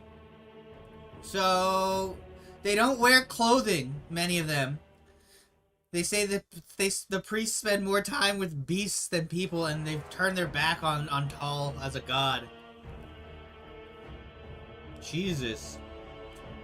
I go to live in woods. I marry Bigfoot wife. I forget language. I only talk like this now. Am closer to nature.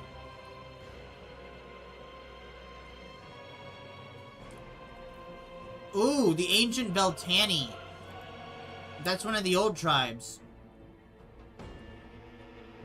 Just some neat lore here.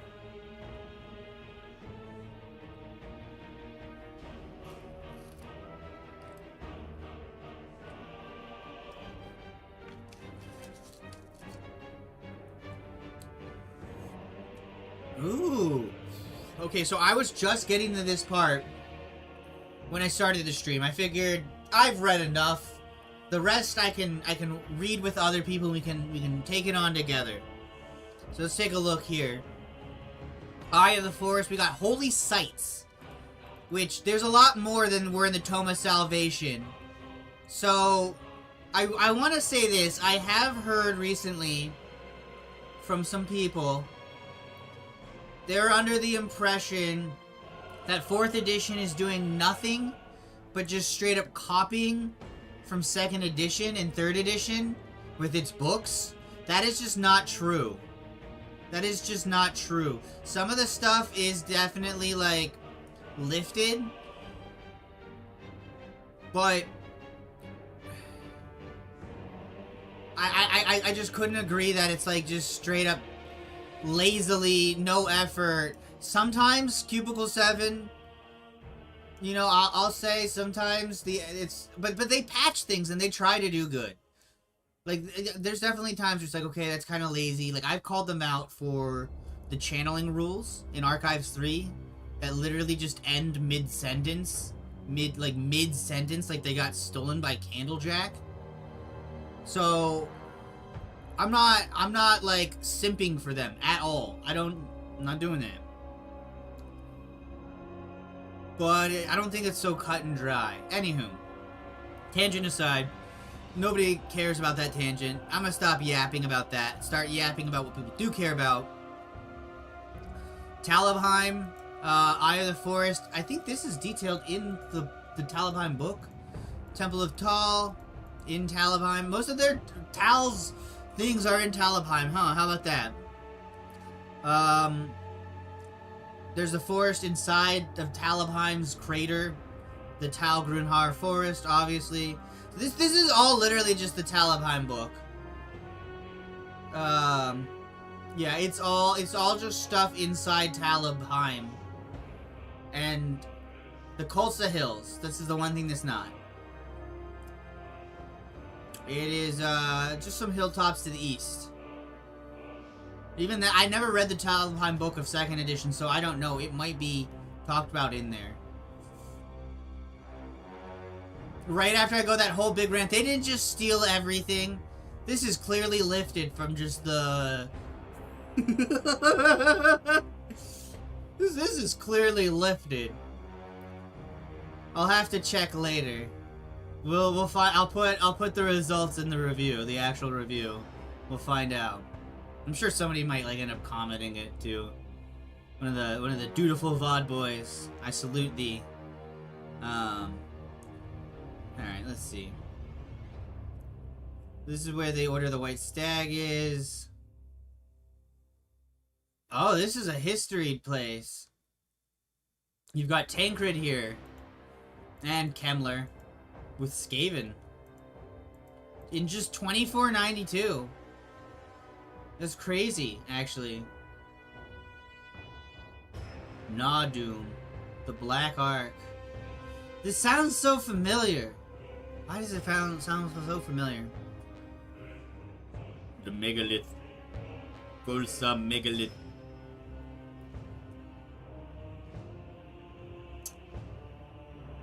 What? One of the artifacts in this abbey, in the Grey Mountains. In the Grey Mountains, that's by Ubersreich. It's the Staff of Nagash.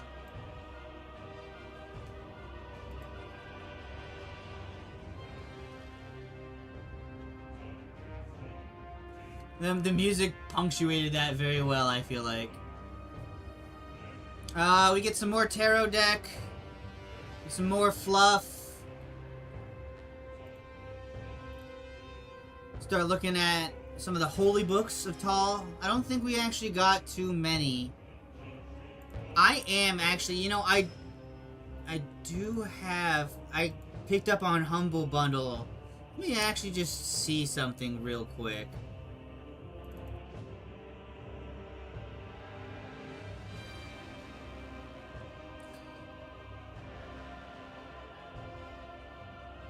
What was that called again?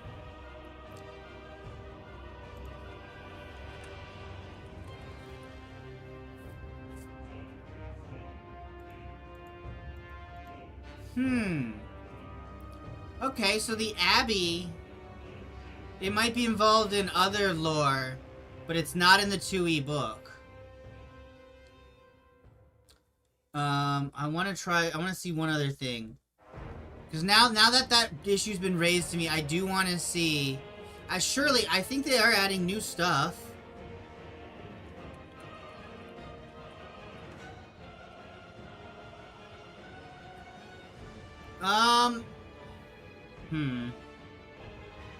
Okay, so this is what it is. This is what it is. These 3 books are listed in the 2nd edition rulebook, but they don't have any description at all. They don't have any description at all. So they did add stuff. Stewie only had the name. I do see the Horned Hunters here, the Longshanks.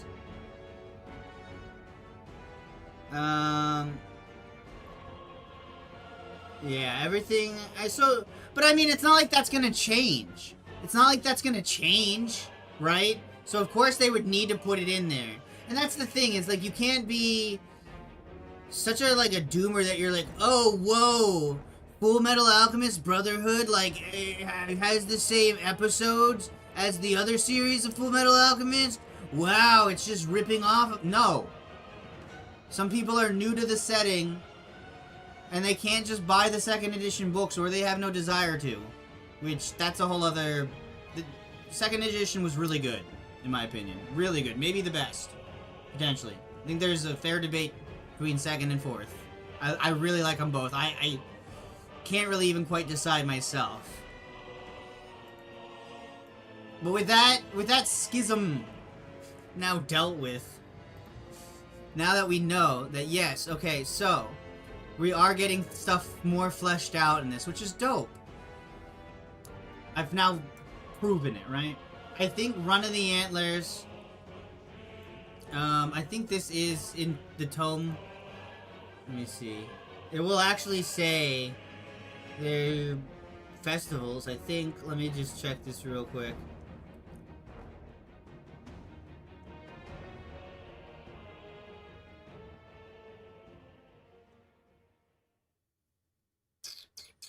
Yeah, no, this is new, actually. The Run of Antlers is new. Unless it's in 3rd edition and I don't know about it because 3rd edition...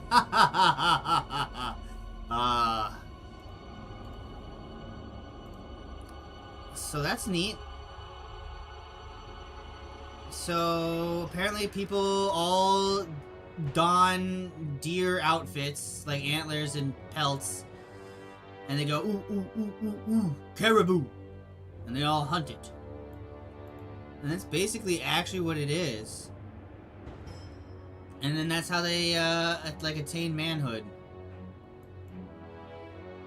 I thought that was, it was like a cult thing. It's not. Anywho, these all other things are, related to about in, the Tome of Salvation. Monsteel is basically Christmas. Relevant to the season. I do have a video on Monsteel. Rather, not just the, actually, no, I think it is just the holiday. Just talking about the holiday. There is an adventure of Monsteel. It was fan-made. And then it got officially published in 4th edition, which is really cool. Never let your dreams be memes. Put your stuff out there, shoot your shot, send your pre-published adventure to a publisher today. Maybe you'll get published. I believe in all of you. But yeah, it's a cozy little time. And there's more on that in the Tome of Salvation. Of course. Or my video, but my video, I'm like sick in it. There's no editing. There's no haha funny editing. So, take that with what you will. And here we see how the different cults interact with Tal's cult. Nothing on halflings here. Mysteriously. Just kind of stuff you'd expect. I do like this stuff. Like relations table. This is one thing I think World of Darkness does pretty decently. I think these are just really good to have. I think every page spent on one of these is worth every drop of ink. In terms of like lore and such. I suppose this would be the equivalent of the one for Renaud that we saw earlier. See if there's anything interesting. I'm just gonna kind of scan real quick.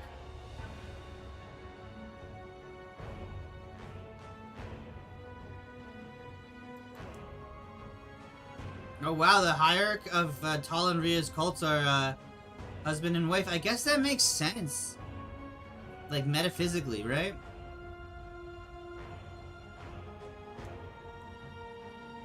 I feel like this guy is gonna be the interesting one. Yo, he is! Okay, so check this out. Bagrion de Muscadet, Master of La Maçontar. He was an eccentric priest, whatever. He was a monk. He wandered the old world.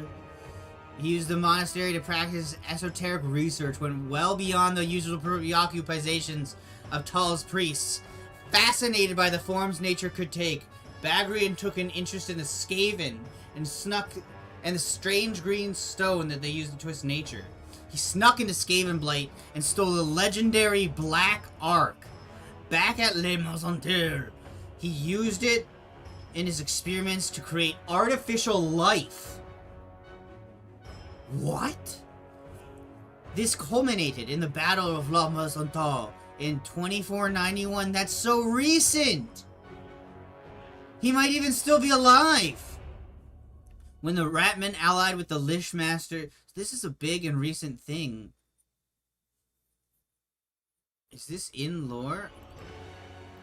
Let me see. I gotta see. Is this like something I just don't know about in lore? It is! It's a big one! It's a big one.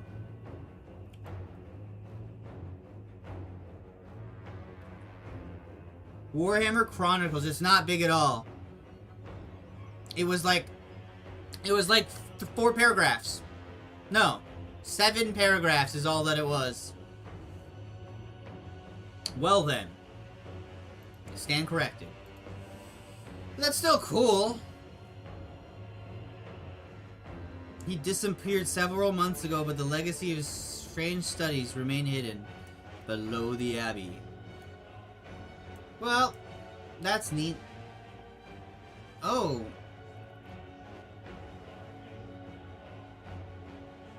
Entirely mounted on demigryphs.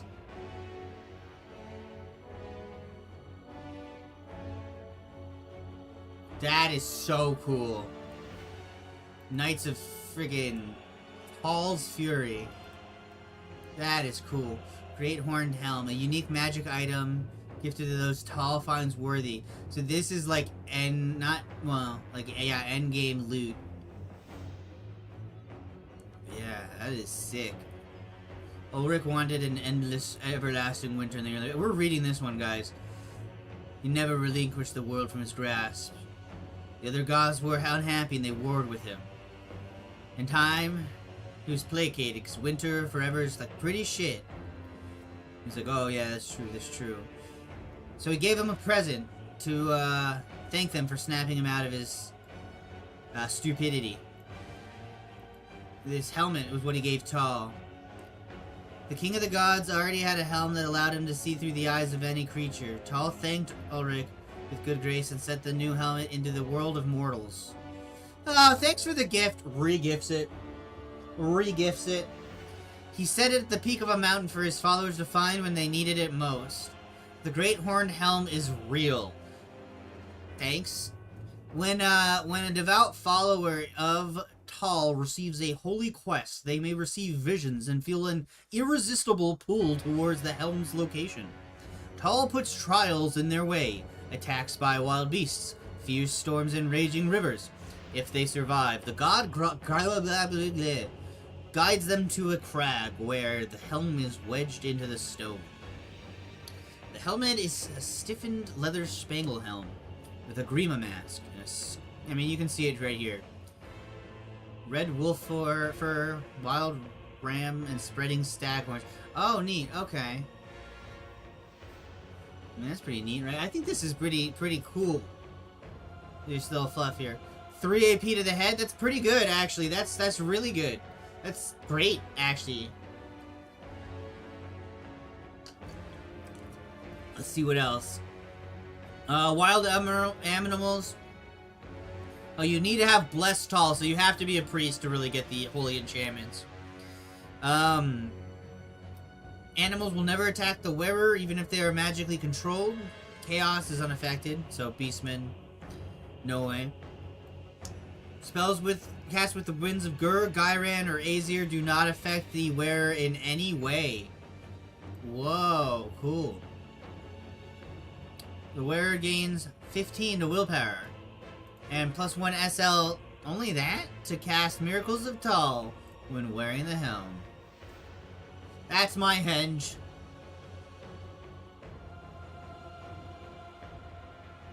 Where is Drossapula Bay?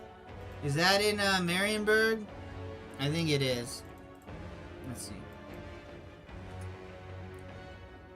It's in Menansheim, which is in Nordland. Which is where the Order of the Triton is based out of, which is an order of Manon. I mean, yeah, it's really not bad at all. I mean, especially for a helmet. What, like, are you gonna find better? No.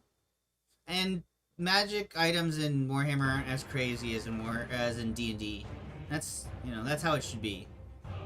1,000 Tals.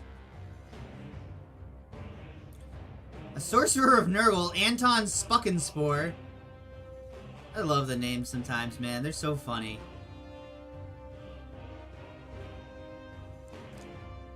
Well, that's pretty cool.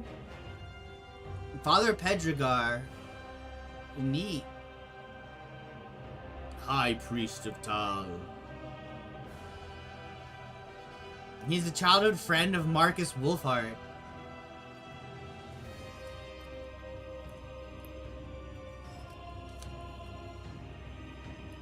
He's trying to convince his friend to join the priesthood.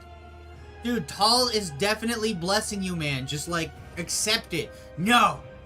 That would get in the way of me killing monsters! I gotta kill monsters! Every second I spend learning your priesthood is a second of monsters breathing and reproducing. You gotta admire Marcus's grind.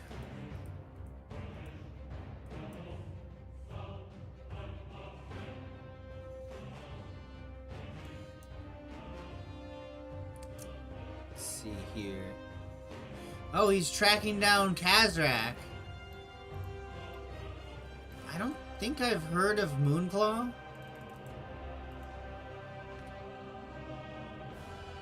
Oh, it's a purple link on the wiki, so I've learned about him before. I guess I just forgot. Oh, isn't he like an actual demon of the moon? Or something like that?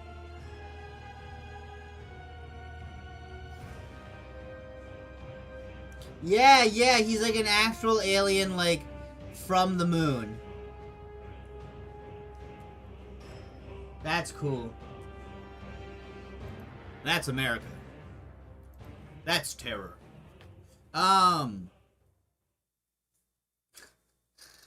Let's see here. Well, that's neat. Neat little system. Homebrew's always fun.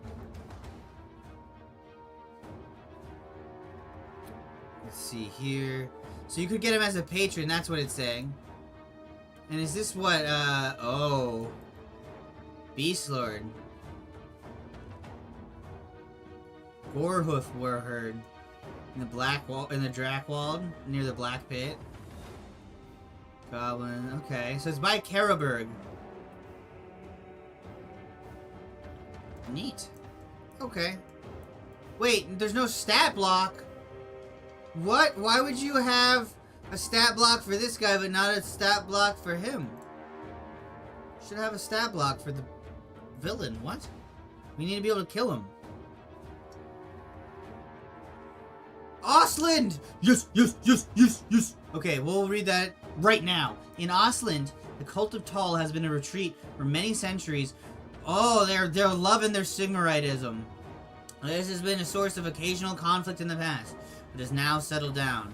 The folk of the province are not disrespectful to Tal, and there are shrines and sacred sites in the Forest of Shadows and close to the border with Kislev.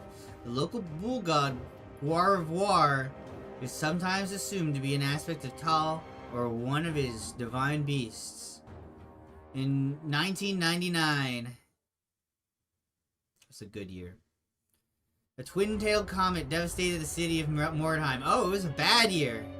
And men from across the Empire flocked to plunder the ruins in that game that's pretty fun but extremely janky. Oslander warbands exploring the city were often accompanied by priests of Tal for some mysterious reason. Is that like because of a lore retcon or something? Many of these warbands returned bearing stocks of Weirdstone, although none can attest to what happened to it afterwards. The cult of Tal hotly denies any accusation that it possesses hordes of Weirdstone, or would use it for any reason. That's fucking hilarious. Like Mordheim. Oh, we don't have it. Stop asking. Get out of here. That's funny. The 12 holy stones of Tal. The 12 holy stones. Oh my gosh, the nobility hates the old gods. Oh dear. Oh, Bretonia.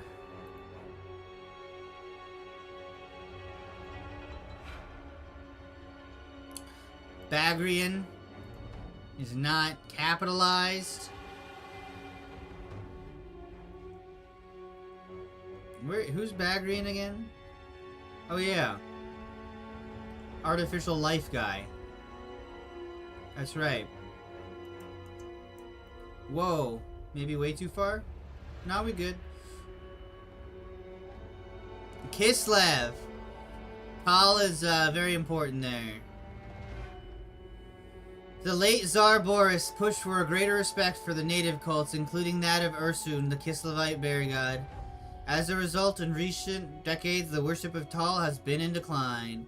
Nevertheless, relations between the cults of Tal and Ursun are harmonious, perhaps because Kislevet Talites are less insistent that their god is ascendant over other nature deities and spirits. Kislev has its own hierarch, known as Oster, who dwells in a stone circle in the Cherokee forest near the capital city. Neat. Talea. Karnos. I mean, this is standard. We already know this. Norska. I guess they do still worship Tal, the Norskins. That's good to know, right?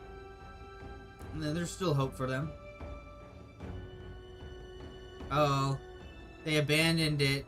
There are vestiges of Tal worship. He based harsh and uncaring. Arhalt the Drinker is a nature deity whose call was... Oh, this is like Dionysus, maybe the equivalent. Upper Soul River. In secret, successive generations of Archdruids of Arhalt grew increasingly bitter in their loathing for Tal. Over the centuries, their rites became cruel and bloody. As research surfaced in the Southern Empire, cultists known as Black Robes hunt and sacrifice priests of Tal. Interesting. Neat! Vice hierarchs from all over the world come across the Sea of Claws to come talk and meet. I can do stuff with that. I can do stuff with that. Cool. Ranger Priest of Tal. Here we go. Here we have it, folks. This is the one. This is another class we've got. Ranger Priest of Tal. He's got a bow. He's got no way to increase his ballistic skill. What do you know?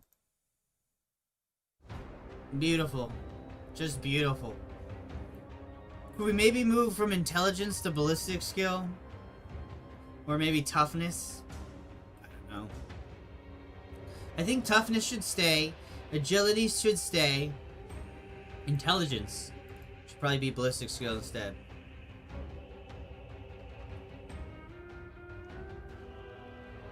Unless he has like spells that make it so he just hits people. Which he might. We're gonna find out in a second now, I think. Got all sorts of lore here. Curse of Tal. Rolls over 151. If a player rolls over 151 on the Wrath of the Gods table, you can substitute the result for the Curse of Tal. Unless they spend a fate point, their mind is reduced to that of a brute animal. Tal forces them under his dominion and replaces reason with brute instinct. From now on, they wander the wild places as a feral beast, senseless and filthy. That's hilarious. So let's see here. What do we got? What do we got? We've got... Oh! Fellowship bonus SL to all toughness tests for an ally. That's not good. Plus 20 to your strength characteristic. That's awesome. Earthquake. And literally buildings get screwed up by them. Oh, it says it there. The ability to just go across a river. No effect in salt water. Nature's Repast.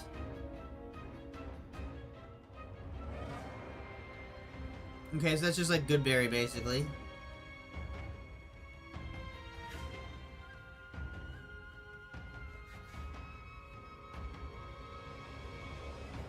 Okay. So you have to foraged or hunted wild food to have that take effect. So it's not just like a cheat code. You actually do have to still succeed a skill test. Whirlwind. Tornado. That's, I guess, why maybe Aesir is part of his domain. Okay. No ranged attacks. Only gunpowder. Neat.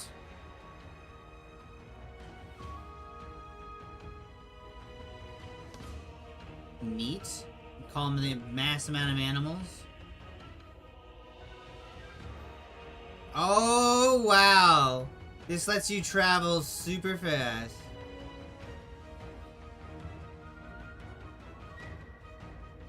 Oh, well, I guess it just lets you re-roll. Wait, why do we need to record the number of SL?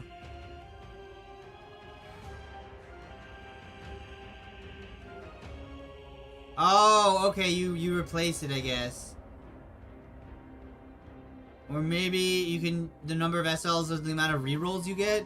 It's a little vague and unclear. I wish they would make it a little more clear. Playing a Tarlight. So we've got, you know, some fluff, some lore on this. Be wandering. You could be settled. Nuns. You got monks. So, and you've also got the knights, the holy orders, the Longshanks. It's kind of cool.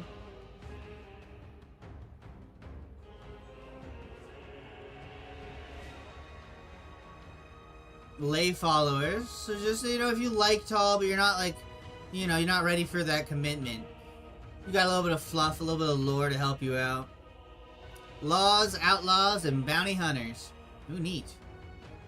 Breaking the law. There's a really good, I think it's the Warhammer Fantasy 2nd Edition Companion. I want to say it's called that. That has things on law. That, or there's like a fan-made thing that has a ton of stuff on, like, law in the Empire. And circuses and clowns. But also on law. And I think that's really good. I hope I see some of that here. Who is committing the crime? Who's the victim? Where is it being committed? These all matter quite a lot. This looks very, very weird.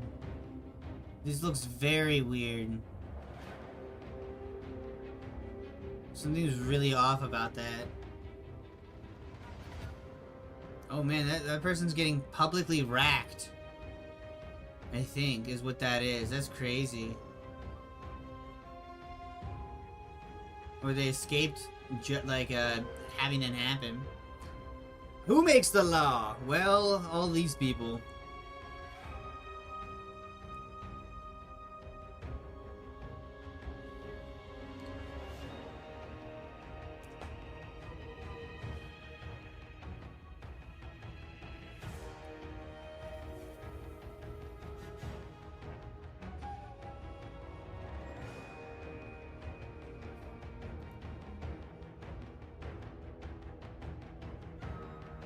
Alright, let's see here. Commissions. Oh, okay. Neat. So there's actually a lot. Oh, this is funny. My friend showed me this. Unpopular. We're only going to read half. Don't worry.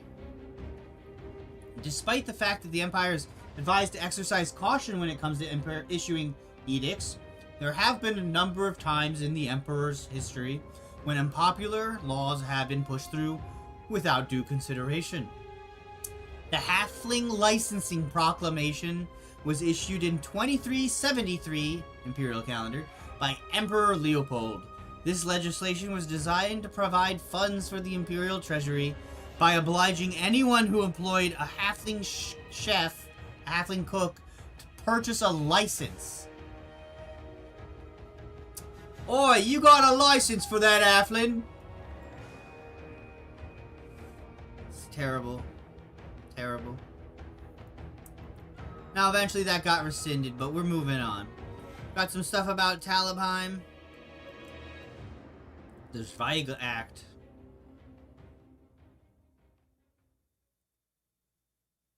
Citizens may carry weapons no longer than their forearm. Oh, okay. Dwarves are granted free and unimpeded entry through the Wizard's Way on the 5th day of every month. Okay.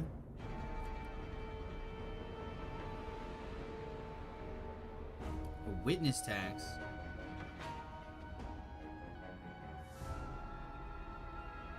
Huh. Okay, this is what we need for the watch presence thing or whatever.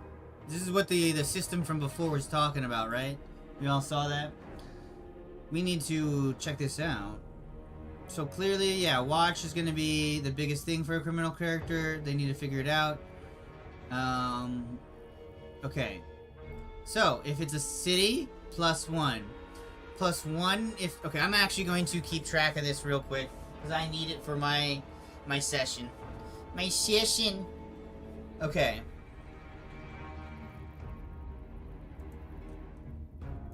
So,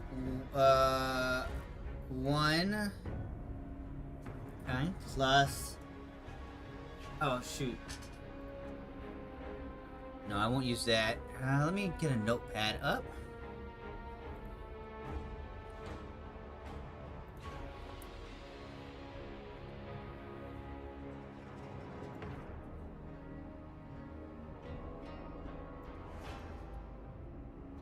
One, because it's wealthy.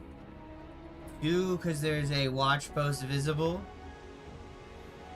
3, because there's a crime crackdown riots event recently.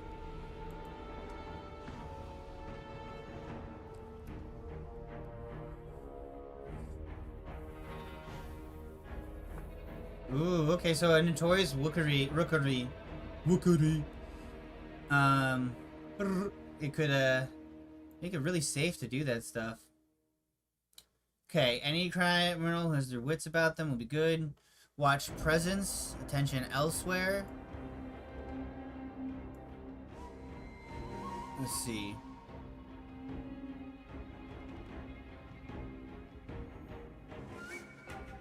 Okay, we got watchman stats here. This is what I figured. 6 to 10. 2 to 5 watchmen in cities and large towns. Because, yeah, I think in little villages, you basically just have rural areas, local families. I gotta send this to my peasant player.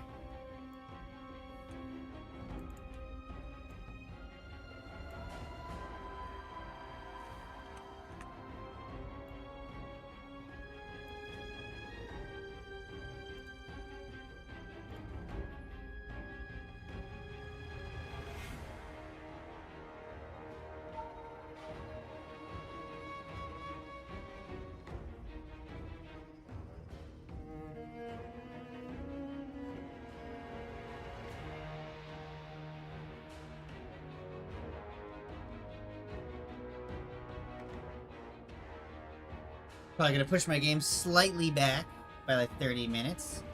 Alright. Watch patrols. Okay, so when do you roll this? Oh, okay.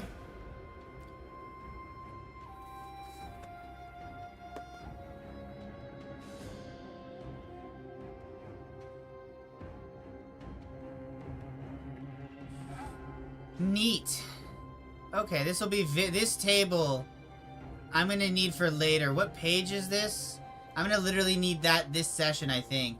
Almost certainly. There's very little chance that I don't. Maybe I won't. Maybe I won't. Maybe my players will surprise me in some way. But, I have a strong feeling my players... They just keep getting themselves into trouble. They can't help it. They love it. They love getting into trouble. They say they hate it. They say they hate it. But if they really hated it, chat, they wouldn't keep getting into trouble.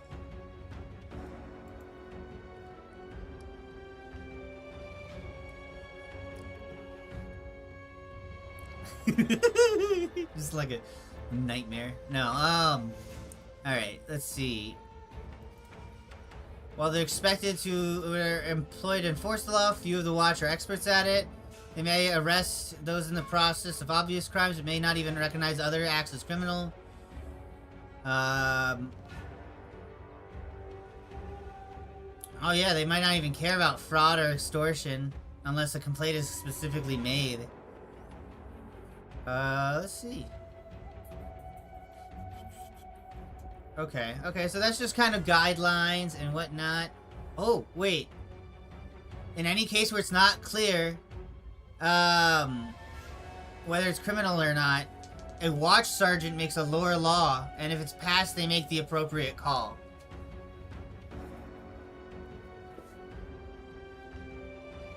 Yeah, where's the career for being a sovereign citizen? Where's the career that gets you a bonus to saying, I am a traveler, I am a sovereign citizen, I am not driving this vehicle, am I being detained or am I free to go?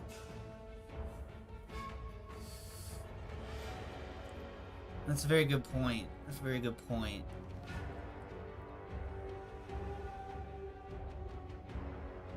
Pouch containing 15 shillings. 15 shillings, bros.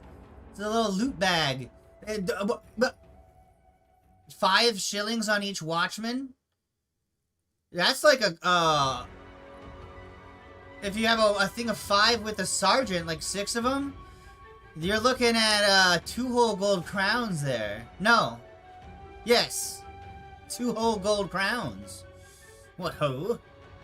Pretty good, actually. Caught by the watch. Punitive beatings. Some of my players have caught these. One of my players has caught these, actually. Let's see. Seizing all money and valuables from a criminal. Arrested, liberating a prisoner.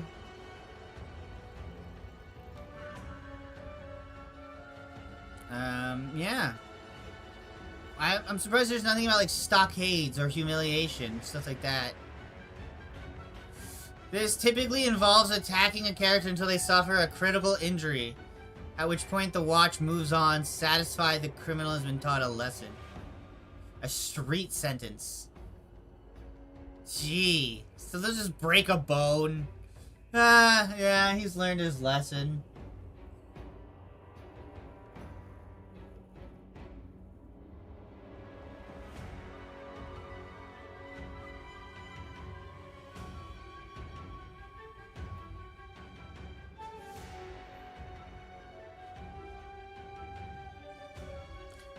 Huh? What about time-traveling hillbilly? Excuse me? Am I missing something? Liberating a prisoner. Ooh! Ooh! Best time to do it would be before the case reaches court. Watch posts tend to be small, sturdy buildings. Springing someone may be difficult, but it'll be far easier than getting someone from a jail before or after a trial. New home.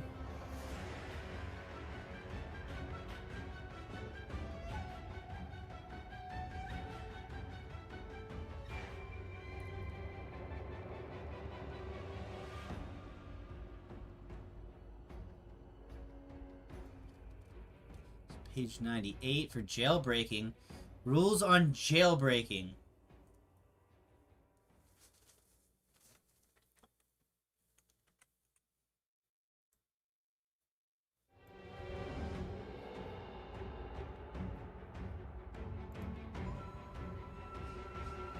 Noble prisoners. I see. Okay, so if you're noble-blooded, you're treated way more considerably. Way more.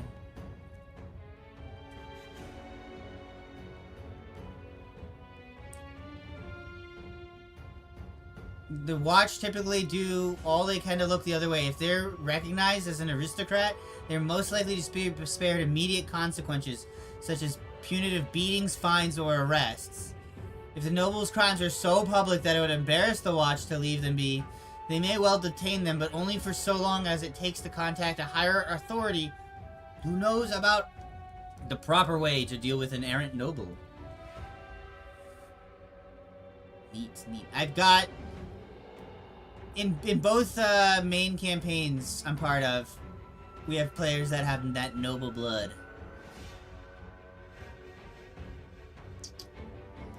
Oh, wow. And you could be held for ransom.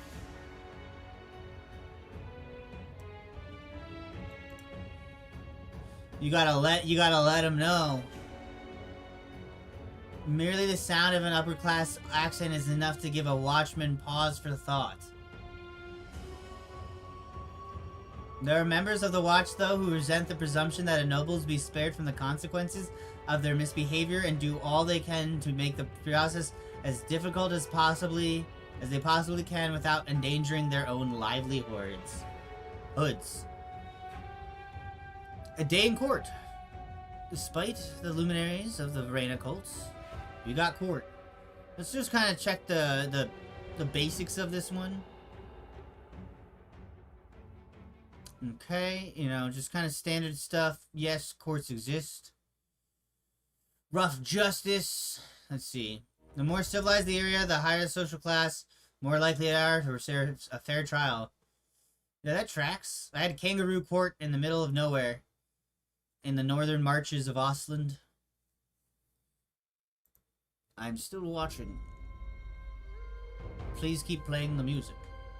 Thank you, YouTube. Okay. Let's see.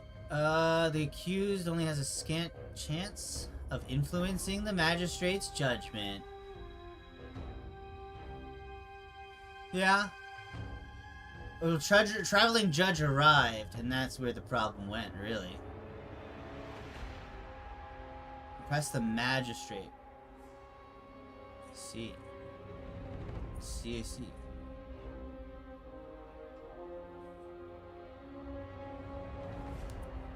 I see. Interesting. Okay.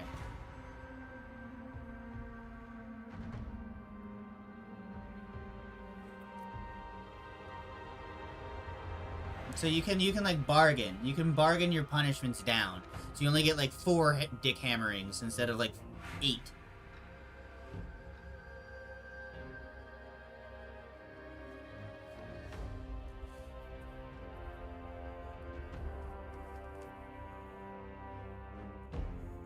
Let's see here. Talbot Hand, Breckland, Middenheim. You might actually get a fair trial. You can get a lawyer. You definitely should get a lawyer, by the way. If you're out there, your group needs a lawyer. Your group needs a lawyer.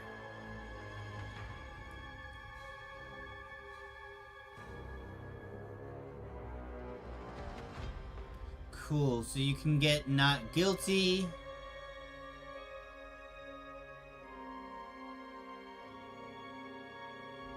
Oh, wait a minute.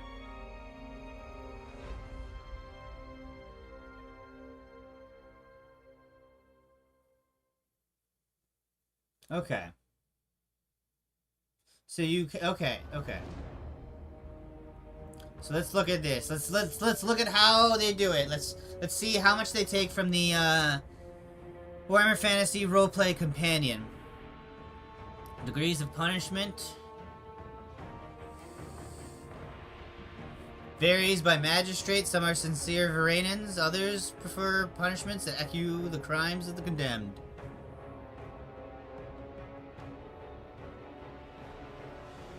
That's true. Everybody knows diplomats have impeccable spelling. Or no, nobles. My mind's getting all messed up. I did not get a lot of sleep, I'll be honest, guys. Alright. Typical punishments, moderate crimes. Okay, so crimes by career. Solicitation, money laundering.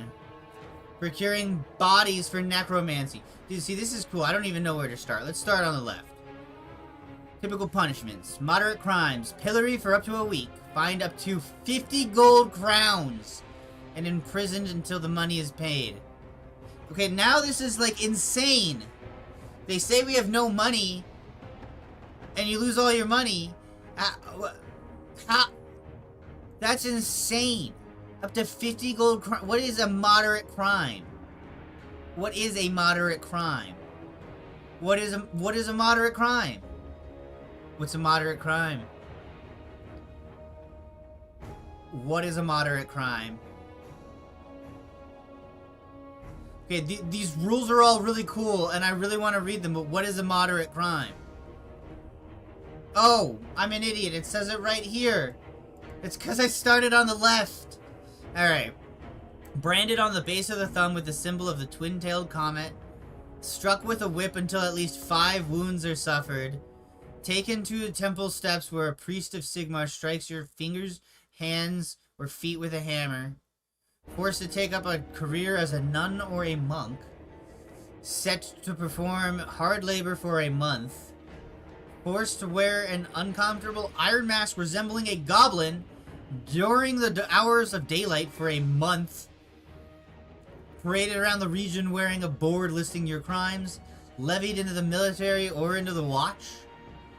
So, you know, you assault someone, you break into the Garden of Moor.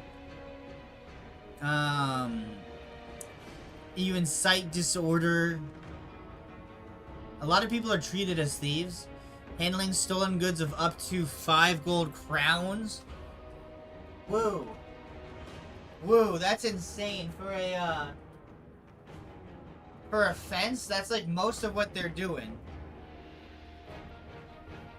Solicitation and money laundering can get you that too.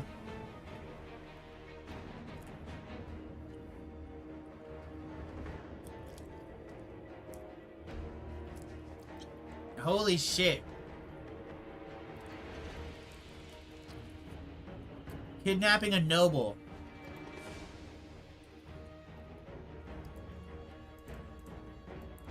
I gotta send this to my buddy.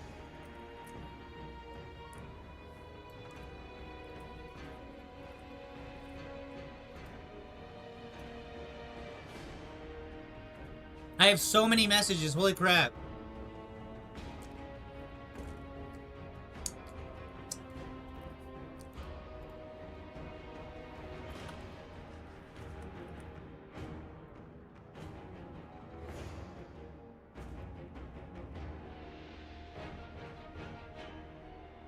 Alright, I gotta check up on my DMs real quick.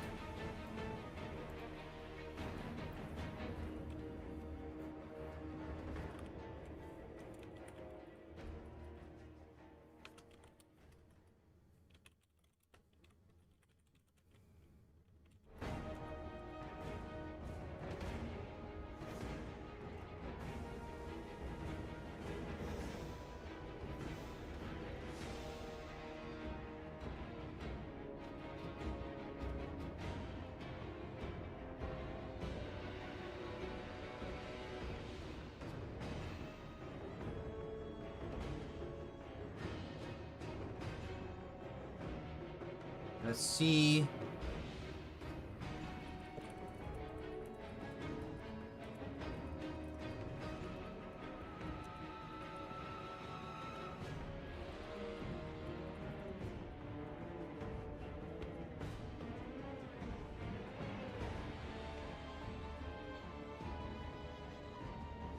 Oh, that's right.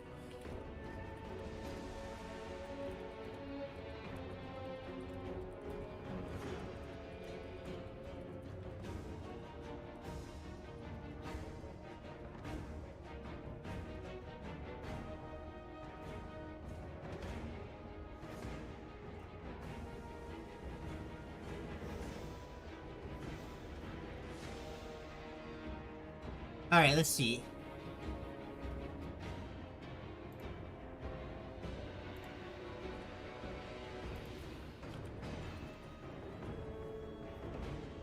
Oh! Actual travel rules! No, wait. Hold on, though. Oh, for land! For land! No, wait, but that's already an enemy on shadows. Hold on, isn't that an enemy in shadows? Don't get caught no matter your scheme. So this is basically, you know, a lot of the times you won't, like, I think, like, petty crimes too, you know, they're like much less than this. You might get whipped once, you might get tomatoes thrown at you or tarred or something. Who knows? Finger, nose, or ear amputated, branded on the forehead with the symbol of the hammer.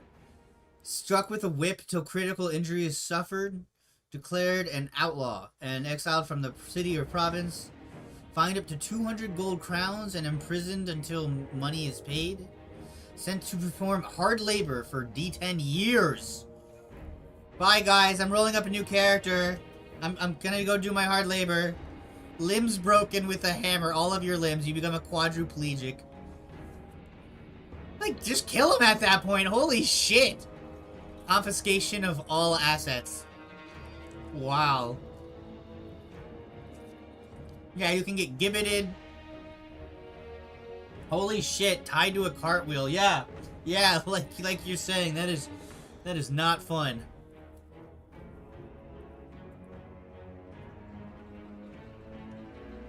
Yeah, pretty much just death.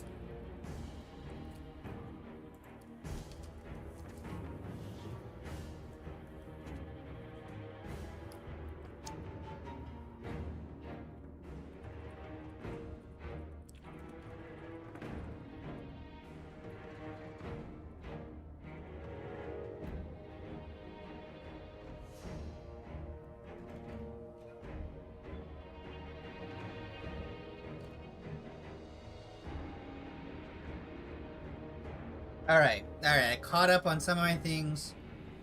Chapter Master is still not updated yet. Not that anybody's actually working on it, wink wink cough. And let's see here. Alright, so I'm just gonna really quickly... Protagonists, they do a lot of assaults. You'd think that'd be Racketeer. Thief...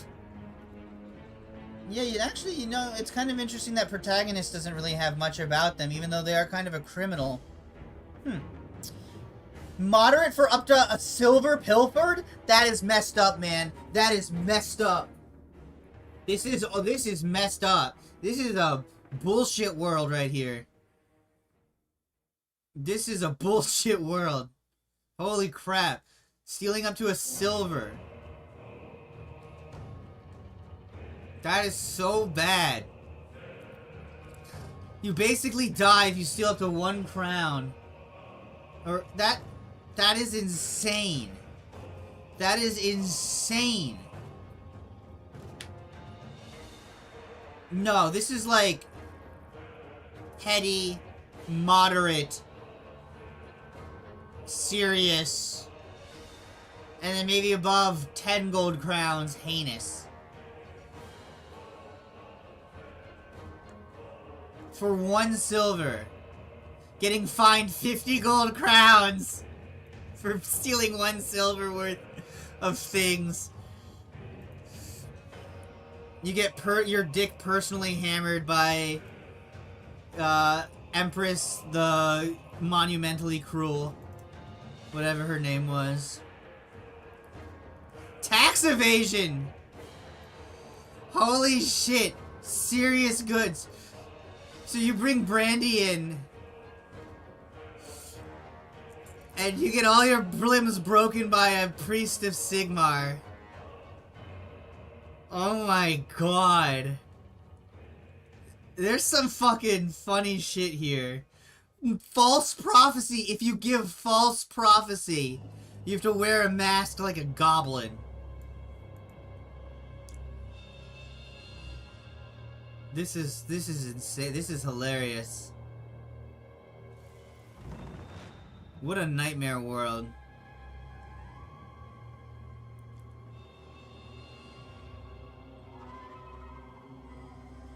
Yeah, true. Alright, I think we can move on from that section. That is hilarious. Jail! Time in jail. You can have time in jail. Jail roleplay? Let's go. Intervention of patrons.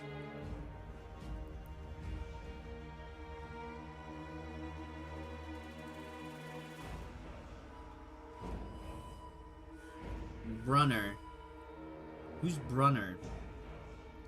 I guess we haven't found out yet. It's page 110.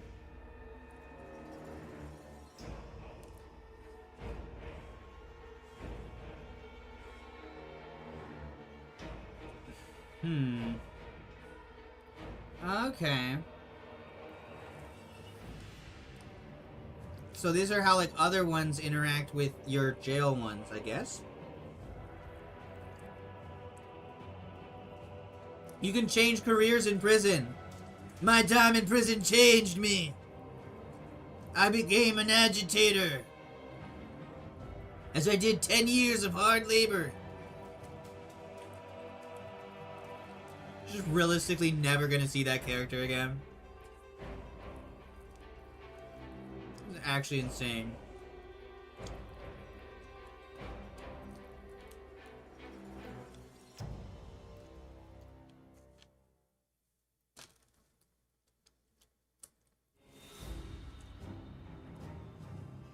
So you can train, that makes sense. You owe the tutor a major favor. You can do okay. You can learn about cool crime opportunities from fellow prisoners.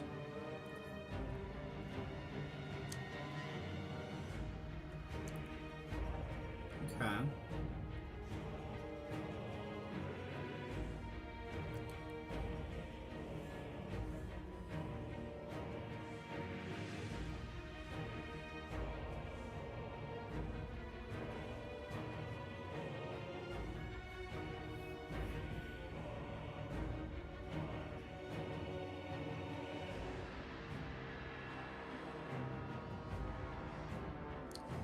This is cool as hell, so you can do jailbreaks, is basically what this is saying.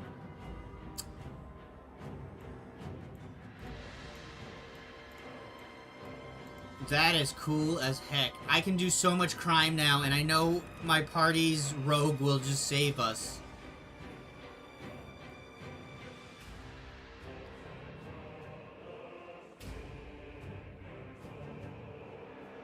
Where is it?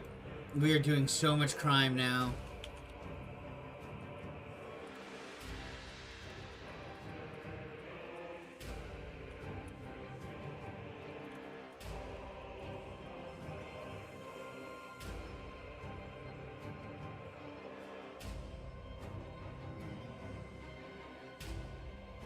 Oh my gosh, I think every party is gonna do so much crime now. I have a player begging, make the crime stop. It's too late, the book's out. It's not gonna happen.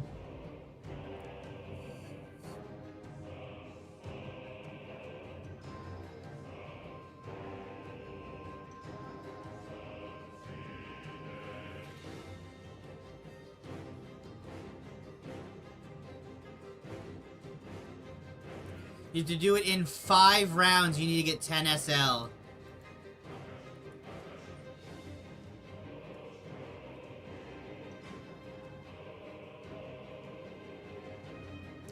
Uh-oh.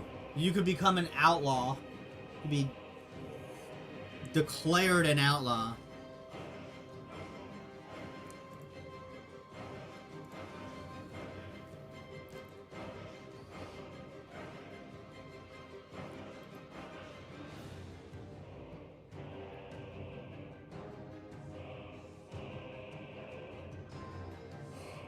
This is neat that you've got the Jesus, the mining colony.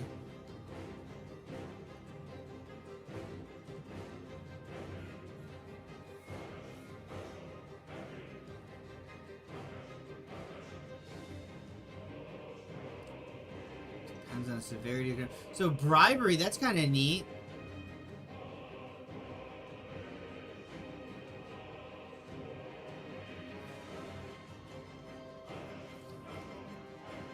That is my party to a T. We have another player who's they can't make it as much, so they're constantly coming in having to mop up the messes.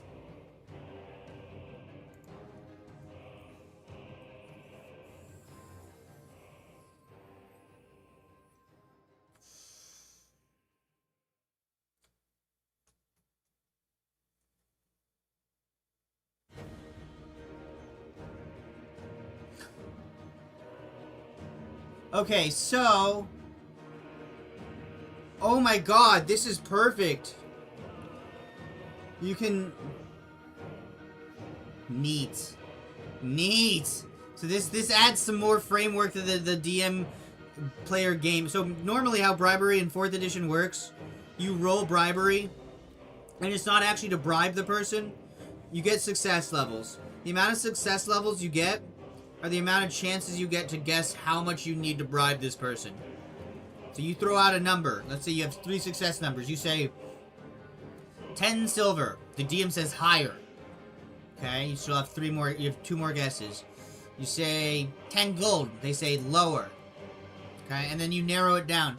This, now the DM has a framework to be like, okay, how much will it be, right? And that's insane. So most people, you know, are a little bit pliable, but heinous crimes they would not put their life on the line on for. And there's a small section that are incorruptible and that are just like decadent.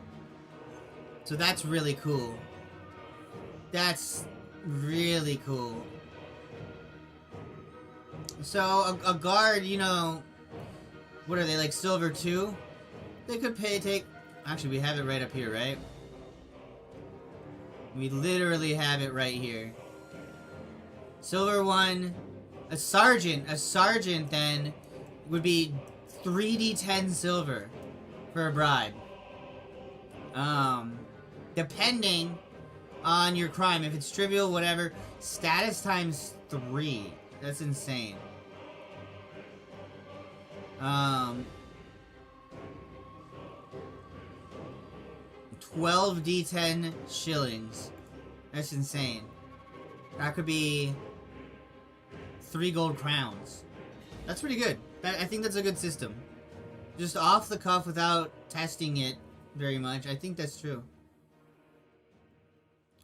Oh, this is cool. See, this is really cool.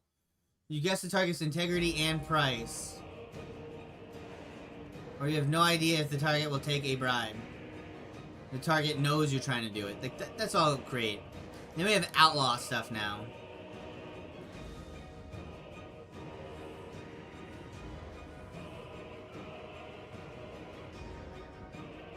If you can refuse to be levied, you become an outlaw. It's also good to know.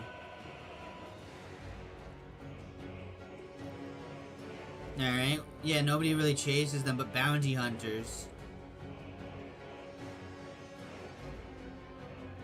Okay.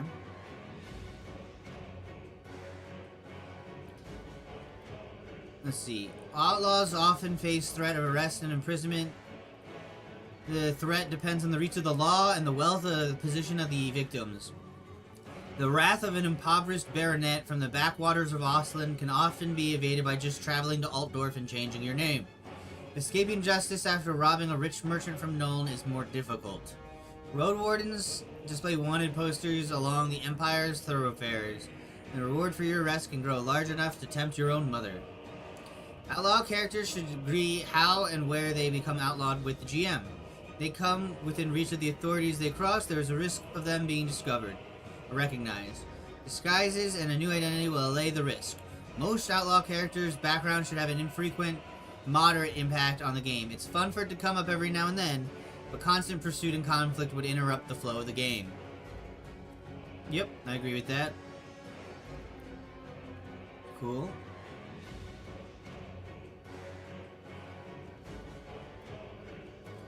Vigilante bands. Neat.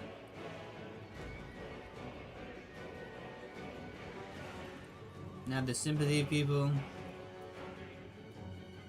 Joining an outlaw band. What about starting one up?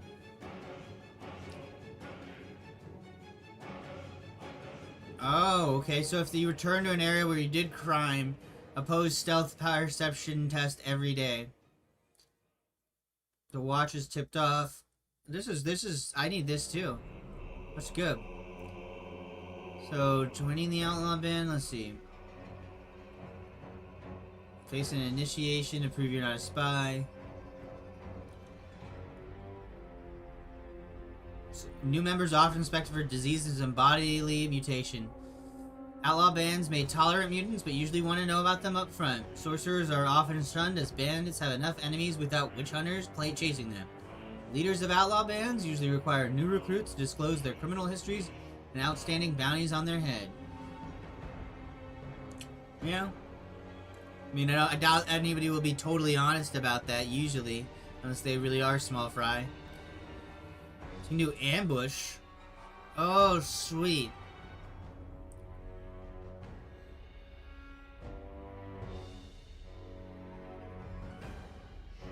Okay, so you roll stealth, they roll perception.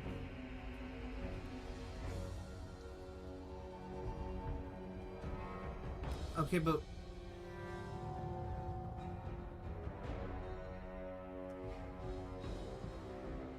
Okay, I guess they would, what, then just run into the traps if they fail?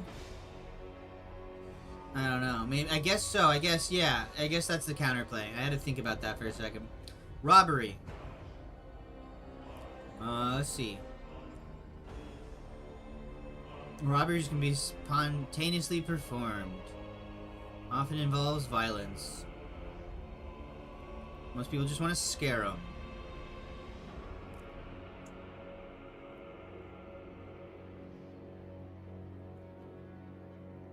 Let's see.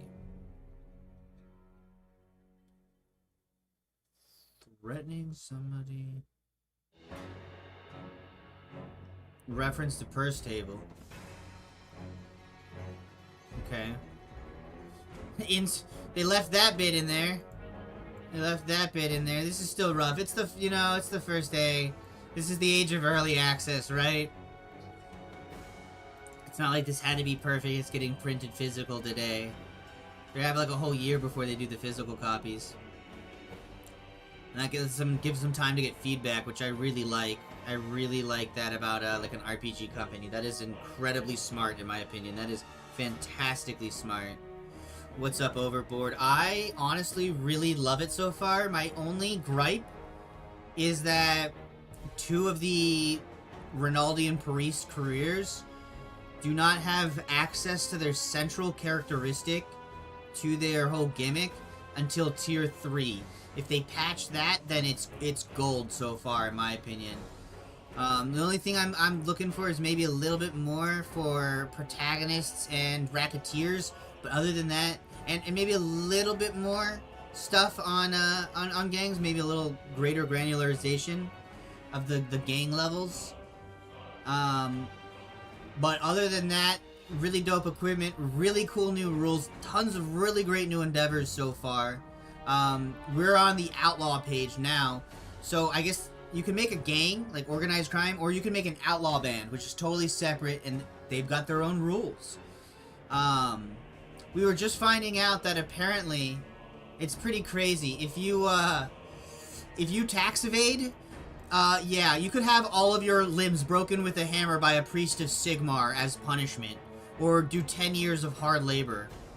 If you steal something worth 1 silver, you could be fined up to 50 gold crowns and imprisoned until that money's paid off. I feel like some of this should be a little changed around, but I think like harsh punishments are pretty funny and fitting to the setting. But some of this like needs to be a little bit rethought, I think.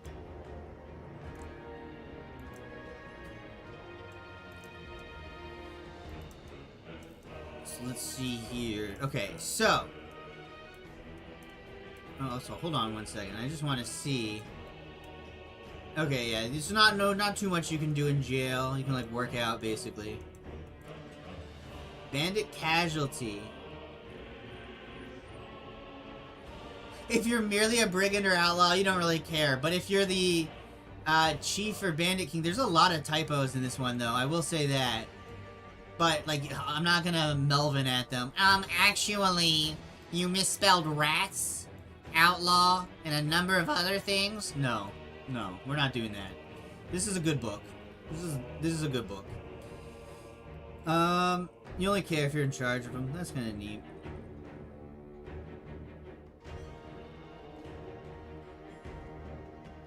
Oh, man, that's sad. You get locked into just the one, endeavor. Dangerous neighbors. God, that would suck to be outlaws and to just get, like, dabbed on by elves. They just shoot you and slit your throats. There's nothing you can really do about that. Bandit King is like, hey! You owe me money. So these are all bad then. Yeah, they're complications. Okay. The only good thing is this. There's 20% chance you can get something good. No, 30%. To achieve Tier 3 of the Outlaw Clan, you must form a band of outlaws. At minimum, 2 outlaws in addition to the chief are needed to constitute a band. Existing characters from your campaign can be recruited. Otherwise, outlaw NPCs can be generated using the tables provided. Cool. Ooh. Tables. I love tables. Okay. This is a lot like the gang one. Doing an outlaw band while adventuring can be challenging. Expected to orchestrate regular robberies. Come on, Arthur! That was a terrible impression. That was really bad. But that's basically, you're basically Red Dead Redemption. You gotta make sure, you gotta keep them chasing those mangoes. So they don't go running around, you know what I'm saying?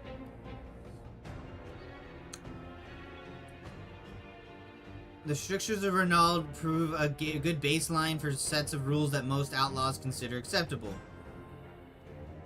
You can set rules and regulations for your band. Outlaws who don't like their chief's rules might confront them or even try to usurp their leadership. However, usually they just join a different band or go it alone. I'm leaving! Hey, it's the people from the cover!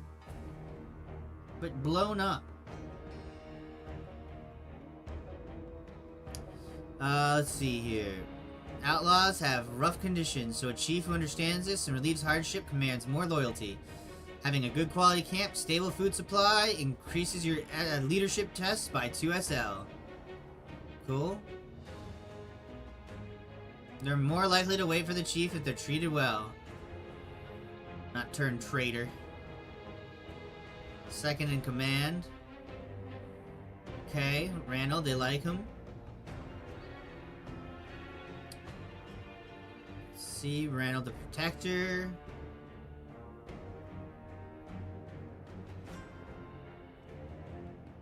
Okay. Whoa, okay, so the Bandit King might have like a Priest of Randall with them. I'm hoping we'll get like a 4.5 at the end of it. Right? Like, I think they need to finish all the other books first. They need to finish their vegetables, and then we can talk about 4.5. Oh yeah, no problem. I'm so eager to digest all of this stuff. I'm just glad you guys are all eager to check it out as well. You can make a fiefdom! You can make a fiefdom of outlaw bands! Oh my goodness! Okay, so this is what I would like to see, then. I think in the same way the gang thing, add like 2 more pages, Cubicle 7. Building a criminal empire. Right? And add different types of criminal organizations instead of just like a protection racket. And either increase the granularity or change the prices. That's my thought. Alright, so let's see. So, a minimum of 2 bands is required to constitute a fiefdom. They also require a lair, which can be anything from fortified trading posts to ruins or caverns, but must be more permanent than a regular camp. Bandit Kings rule largely by force of personality and reputation. Almost always adopt colorful pseudonyms and earn monikers befitting their character, true. Bandit Kings can be like that fart raider person we were talking about. They can be major players in the criminal underworld, despite being not really in a city.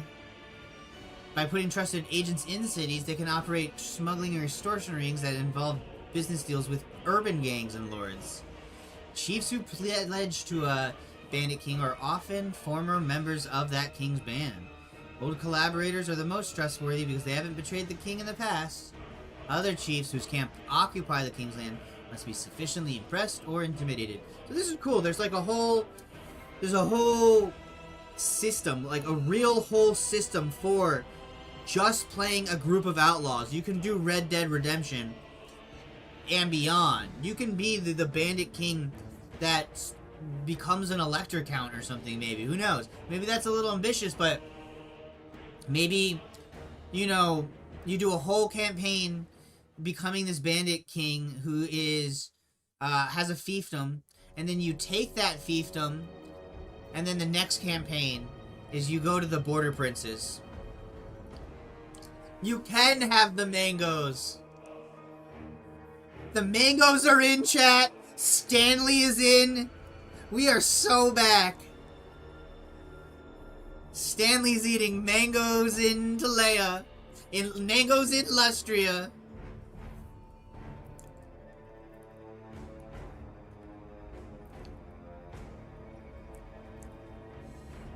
Oh, alright, so. Yeah, standard stuff. You gotta fight to protect your lands. Detailing. Individual outlaws' motives can be rolled secretly. Neat. Okay. So that you can guess their followers' true desires.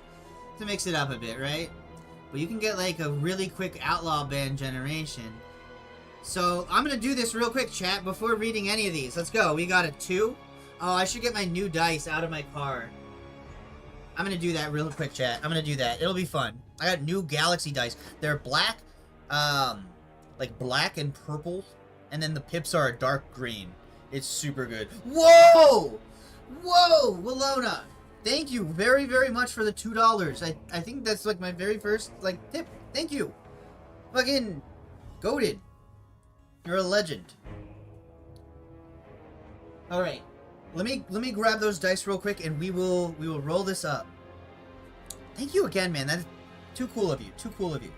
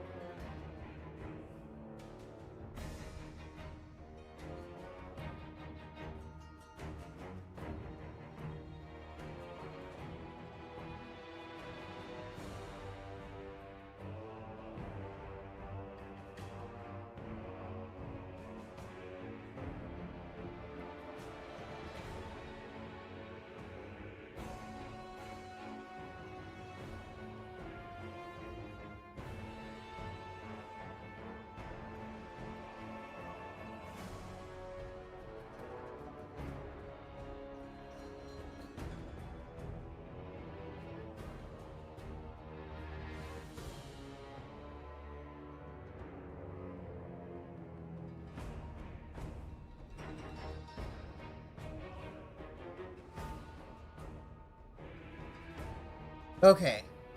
I am back.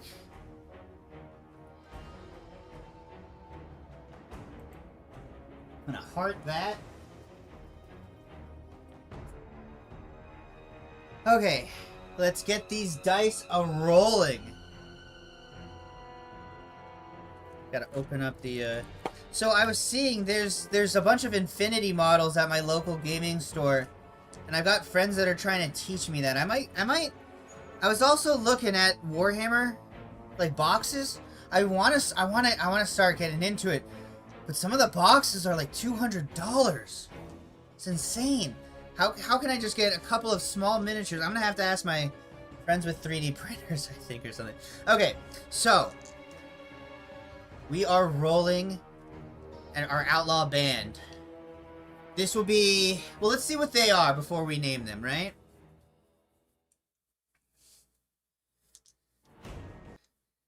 Whoa, the music stopped. Not for long.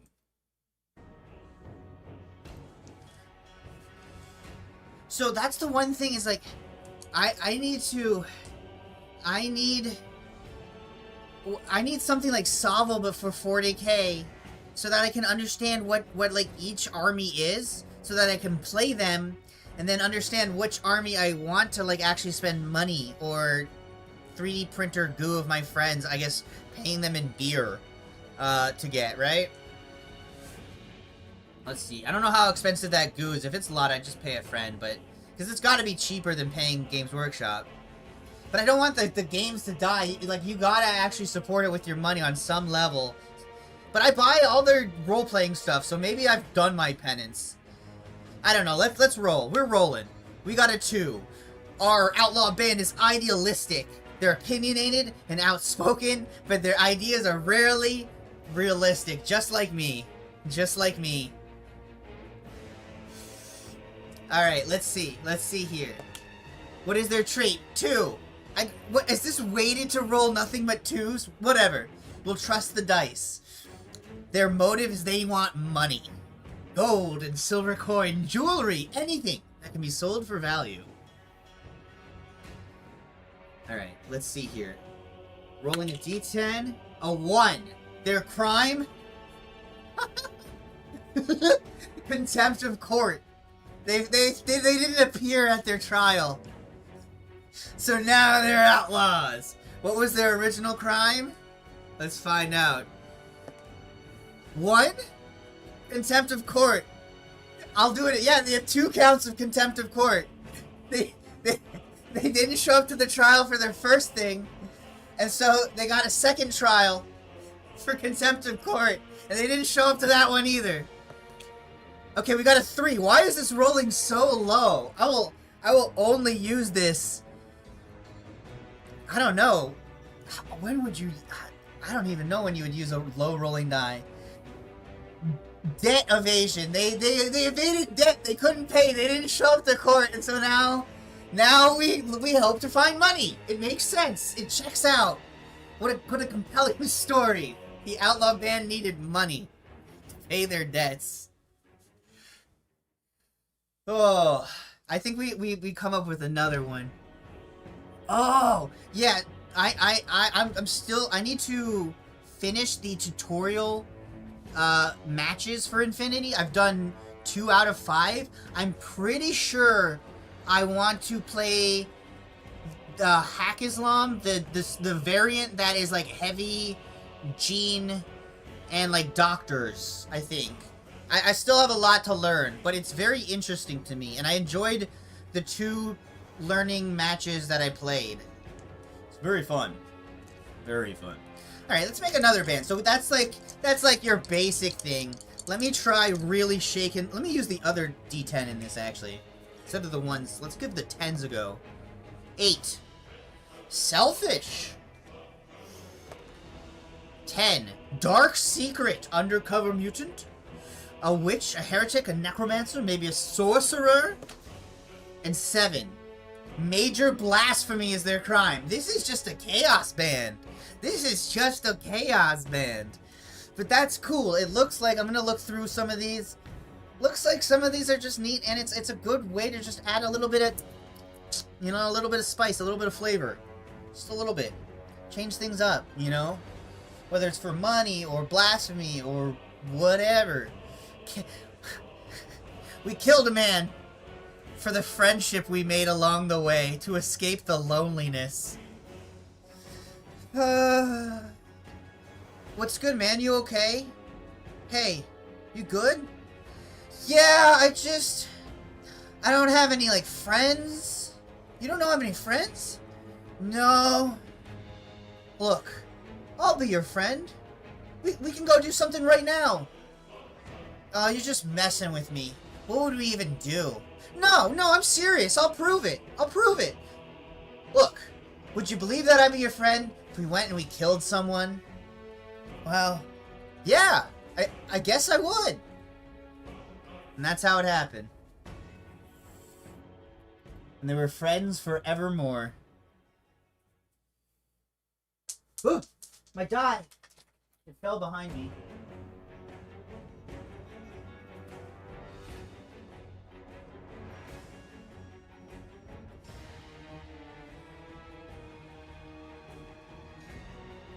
Okay, got it back.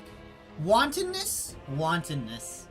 Let's just frickin' do whatever for whatever. Alright, so we got some stats. I mean, this is just out of the core book, basically, but this is nicer to have, honestly, because I don't think the core book really does have the careers just as a thing like this. I don't think they do. I will say, too, guys, there's a lot of decisions in this I wish they had done sooner. So, like, with Manan, what if we had gotten 3 different boat, like, priests, right? worshipping different aspects of him? What if with Mormidia we got 3 different careers for that? There's so much in this that is so good. Such good ideas that they should have come up with sooner. That's the only thing I can say. Oh, our chief's traits. Okay, so for the first one, our band of friends, right? Not the ones that are friends because they want to murder. They are reckless, which makes sense. They're probably like a young band of impetuous, like, Robin Hood-like type people, right? 4. Organized crime is their goal. They want to get big. Now, what's their outlaw band? Went up on my thing, but it's either a 9 or a 1, and I think it's closer to 1. And this is actually very true. Young and experienced, easily routed. A 9 would be roving marauders. Just rob everyone. Like hardened cutthroats. They're like all like incompetent and stuff, and they just kill everyone. They're idealistic. Look, man, we've got debts to pay. We're realistic here. So that's what their leader's about. That's pretty cool. That guy looks pretty strong. Pell of the Verdienst. Why does Verdienst sound so familiar? Isn't that just like a normal word in German? The Cannonball Express coaches. I think that's a coaching house. It's a bounty hunter. 100 crowns! Uh-oh. Slanesh. Reward 150 gold crowns. 300! 40. What did this guy do? Oh, he was fucking cookpots. Look at that. I'm not even making that up. It's written. Therefore, it's canon. What was he doing in the cooking pots? Look at that. That's disgusting. This is like Battle Brothers. You find the dude who's like buggering a melon.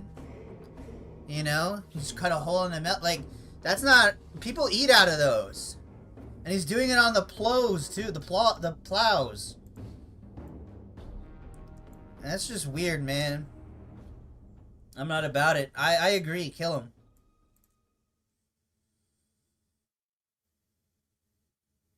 Okay, so I guess jokes aside, he was just wrongly accused.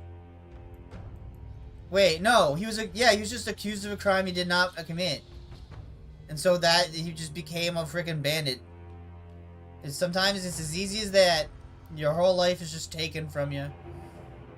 Bertrand the Brigand. I think that's a famous person. I think that's a famous character. We're just not gonna read that. It's too much fluff. We've got too much book to cover. We can handle anything funny in this in the actual review I put out that's like edited and nice. Bounty hunters. So we've got wanted posters. I mean, those are pretty cool posters, to be honest. I mean, they're not posters, but they're cool. Let's see. So this is like, okay, so this is just kind of like fluffing it out. Like, okay, what are you doing at each stage of your career? Which I actually like, because some of them it's not too clear, right? So that's actually kind of nice.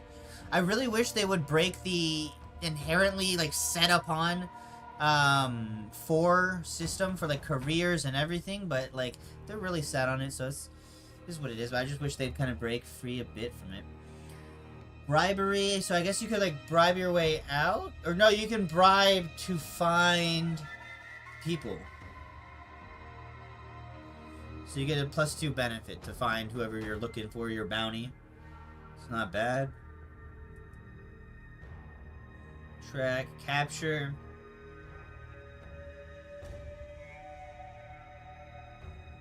Strike to stun. Entangling weapons are not typically employed when fighting a desperate outlaw. The major requirement is an intact head. That makes sense. You can't just stove a random dude's face in and say, yeah, I got him. Kill. Track. Capture. Kill. Alright.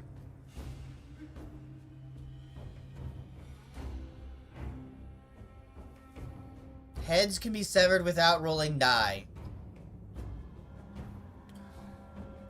Critical hit table determines the condition of the outlaw's head for identification by court authorities. You just said we don't have to roll the dice. And now you're saying we do have to roll the dice. Lone bounty hunters and teams. That sounds like a cool fluff thing. Body and limbs can be targeted with called shots or by using careful strike. Bounty hunting guilds. Nolan has some. Talea has some. Averland has several. Nolan just has mostly Talaeans.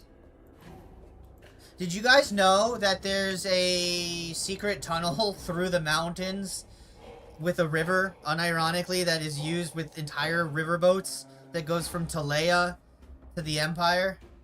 It's true. There's dark creatures there, and many people have died, and it's still not entirely safe. But people do use that as opposed to going all the way around, or as opposed to going over the mountains by foot. It's pretty neat. Individual hunters are allowed to bid for warrants. Guild members are allowed to claim from general or wanted posters in these cities. Okay, so you have to be like a guild member to just wantonly take a bounty. Otherwise, you have to bid for it if you're like a freelance bounty hunter. That makes the guilds more important, which really should be a central function of the society. Like, this is a time of guilds and merchants starting to get that power over nobility, right? Like, that's a major theme of the setting is nobility versus the merchant class, the tradesmen. It's interesting, right? So, typical bounty hunter. Yeah, this is pretty much fine, I suppose. Manacles now. Random warrants. This sounds like it's gonna be fun. We got a table. We got a table. Alright. Okay. Encouraged to design tailored ones. Sure. But what do we got here? D10. A 2 and a 9. A Varanian judge has issued this warrant. The crime? A mutant! What are the reward conditions? 2. They're wanted dead or alive. 5 gold crowns. Cool. They're an example to the others. The other mutants. Cool. That's pretty neat. Brunner. The bounty hunter. I'm Brunner. Looks like Titus. Fulfill existing warrant. Maintain reputation. Survive long enough. Or earn a fortune. Wow, he's like the most notorious bounty hunter, I guess. I guess this is like a guy in lore, maybe. But I just don't know about him.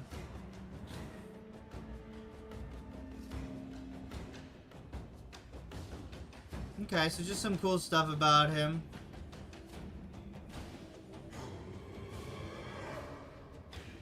Okay, cool. So you could get like a mission if you buy him a drink, potentially. 5,000 gold crown bounty. On whom? The Black Prince. Oh, he's not alive anymore, probably. Brunner tracked him down. He was a dark elf. What?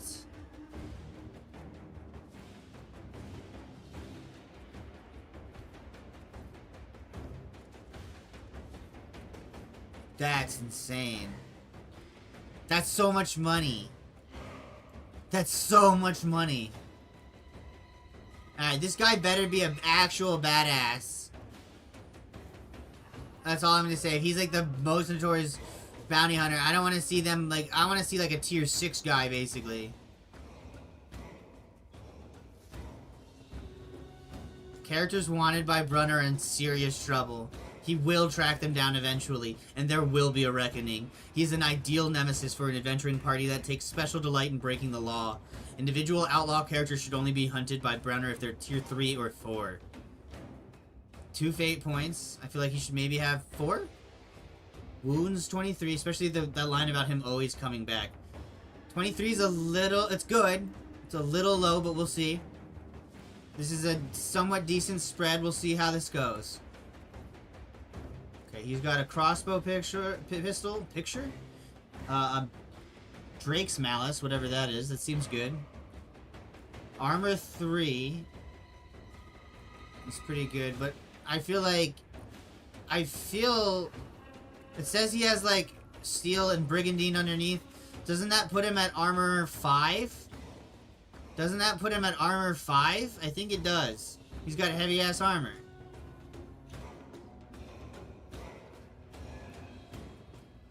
Maybe not. Oh, yeah, maybe not. I don't know. Anywho. Gromril breastplate? Insane. Okay, wow. What's his skill in... So, okay, this is where it fails, dude. He's gonna get chumped up. Okay, he should have more than 20. He should have... like 30. 30 in it. It should be 113. At least. Because he has 33 more than the average human, right? And even if he rolled high, he has 23 above. So this should still be a little high. Like, I think if you're gonna make, like, somebody super crazy, the players will get there at tier 4. You can't just do, like, oh yeah, average plus 20 for both characteristics and skills, so plus 40. No. No. It needs, like, a dude like, cause, like, oh, what, Karl Franz? Then you can just punk Karl Franz? No. Like, I would run this guy maybe a little stronger. He doesn't even have robust. I'd probably put another thing of hardy on him. Probably like robust 2, perhaps. And then probably call it there with that.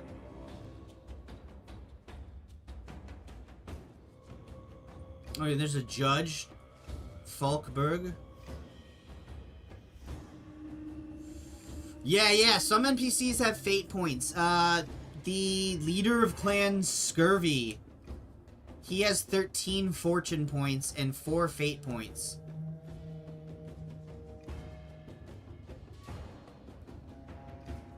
It's a flaming sword. Ridiculous amount of keywords. Thy end will be met at the end of all things. You're gonna die in the end times, dude. Don't worry about it. Pathfinding. Wilderness travel. I needed this so badly. My party cut through the Kislev wilderness and tundra. Not tundra, really, but into their woods and forests on their western border and into the Empire through the woods, through the Forest of Shadows. For like days. For days. Hey, it's that same party! The midgets. Not midgets, the halflings from earlier. But they were in a swamp. We got them. They're still going. Travel stages. Travel stages and distances. There's stages up to a GM's discretion. I can't help but feel a little responsible here, chat. I can't help but feel a little responsible. Hold up, I need to pull something up here, chat. 1 second. 1 second. Fixing the traveling rules. Maybe it's a little narcissistic of me to say. Okay, I need to put Warhammer in this. Maybe I had no bearing whatsoever. I'll fully accept that. I'm not so conceited to think that I definitely had an effect here. However,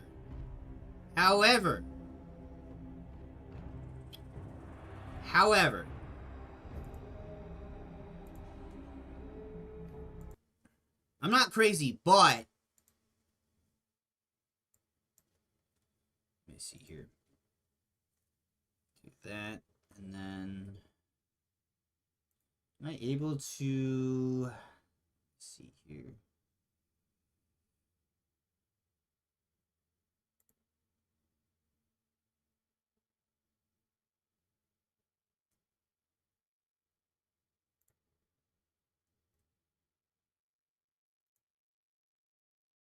Perfect. Okay. I'm sorry. This isn't gonna take long at all. The whole video is only 3 minutes. But I made, like, a whole rant right here about, like, the horse land traveling rules are insane. They say a horse can walk for 12 hours without rest, an average horse. It just needs an hour's pause, a single drink of water, a sip of water, and an hour of rest before being able to travel for another 4 hours? It's, like, insane, right? And so, I have this whole humorous video.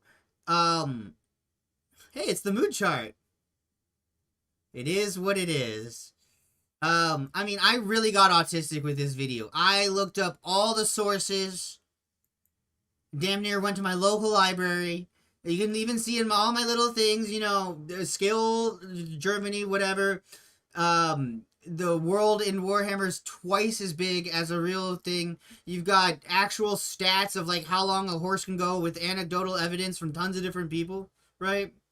I've got Andy Law's freaking, thing here. All sorts of stuff, really, right? Power of a giraffe. Also, this is a joke. I don't actually have a discount thing. But so much of the stuff in this, I just feel like, because, okay, look here. I went and I did tons of Excel stuff. Whoop, where is it? Okay. Where is it? There's the bipedal. There's the full thing. So let me see here. Let's try to match this up. Movement 6. Miles per hour. Nope, not at all. I think it might just be the one from Enemy in Shadows.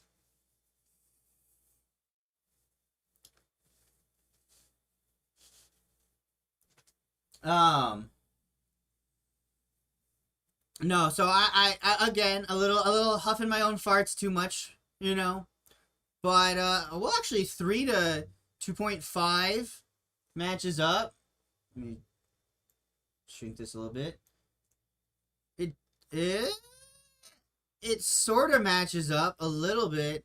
I just used a, more average gradient to keep it more in line with, like, the... Oh, no, I'm looking at the bipedal! Hold up, I'm looking at bipedal. So, yeah, mine's a little bit more, stuck in its way a little bit. But I spent a lot of time looking this crap up. At least for horses and shit, right? Like, there's an upper band and a lower band. But I guess I really was just a little crazy. Either way, I'm glad these rules, I think, are closer to reality than the other rules. Wait. Okay, here we go. 8 hours spent on the move, with the rest of the time spent preparing food, making camp, and resting. Thank you. Thank you. No more 12 hours of a horse without... Thank you. That's all I ask, actually. Like, I don't even care if a cubicle settlement employee never anything, right? That at least is sensible. That's all I'm asking. I'm just asking for sensibility. Yeah. Well, shoot. Okay, so that's actually cool though that we have updated rules on that. As silly of me to think that they might, but I'm glad I did look at that.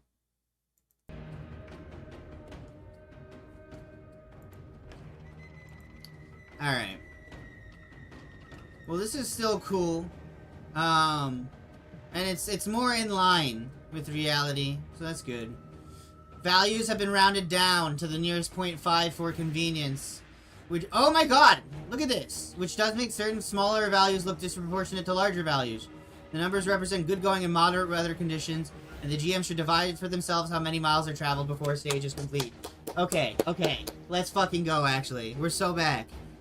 I love this. Navigate endeavor.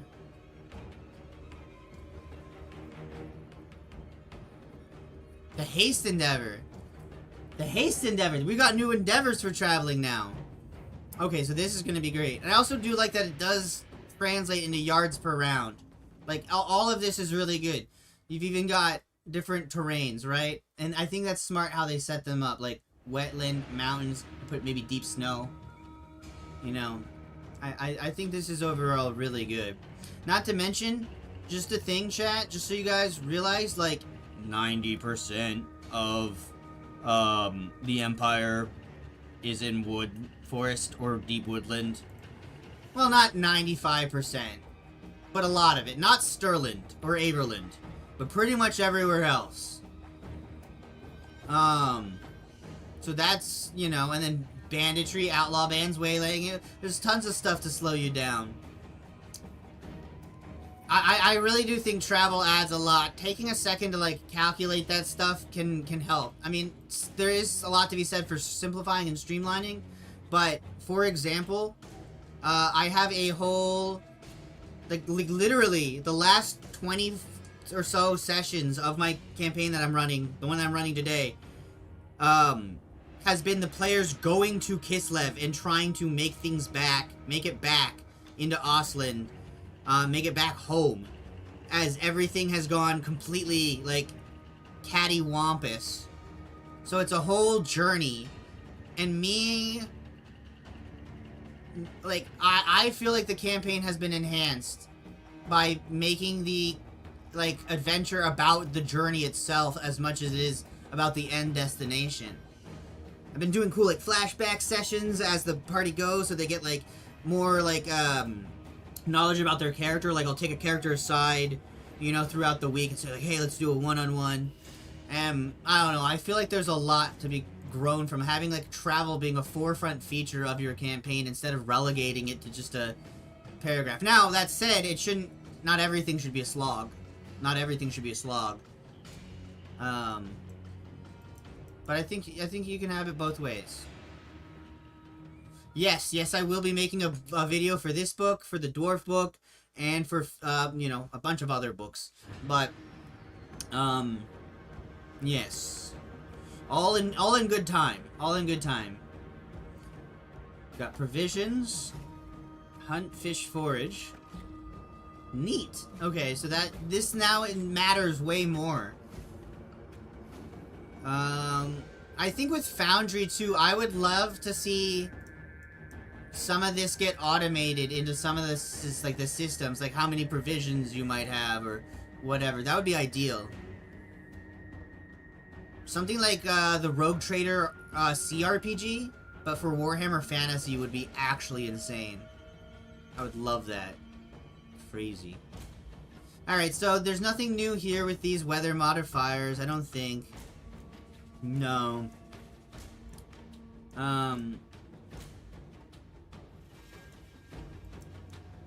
Oh, wait.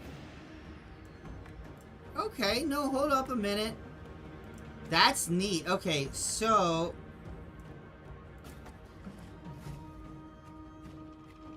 I think they made him a little bit harsher. I think travel is a little bit more brutal now.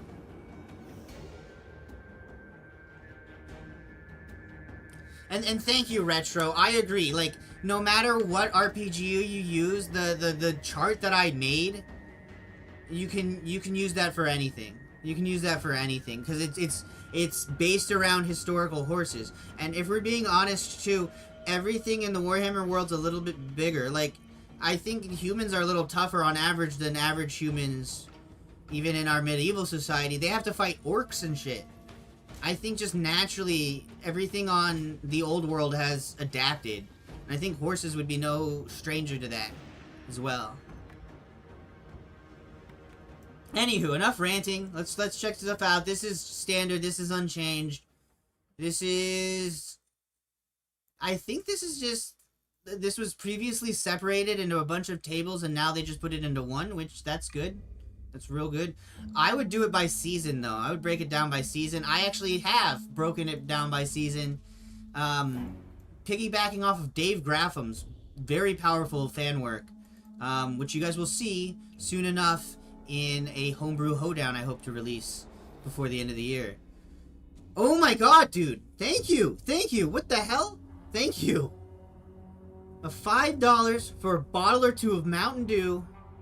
Help getting me through those editings. God bless, man. Thank you. I will get the Baja Blast, and I will blast off and get these videos underway. Thank you.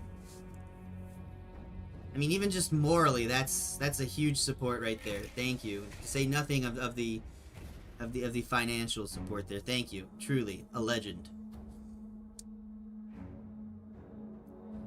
Alright, let's see here. Wind. That's the same as it was. And you know, happy holidays as well.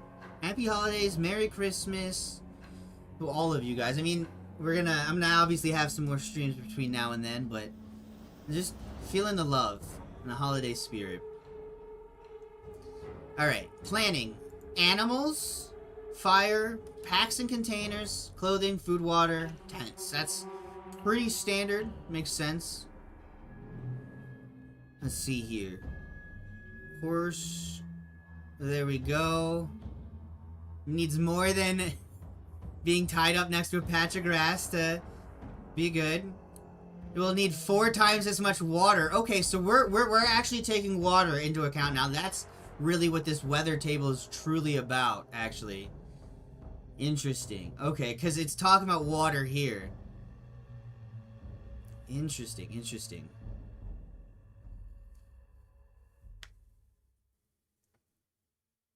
Okay. There's so much stuff that will tie into this from Dave Grafham's Roads and Rivers of the Empire fan splat. I can't wait to show you guys. This is going to be like hugely synergized. 2nd edition or 4th edition, probably even 1st edition can take something away from this. And speaking of 1st edition, I do have a video planned on reconciling the magic between 1st and the every edition afterwards.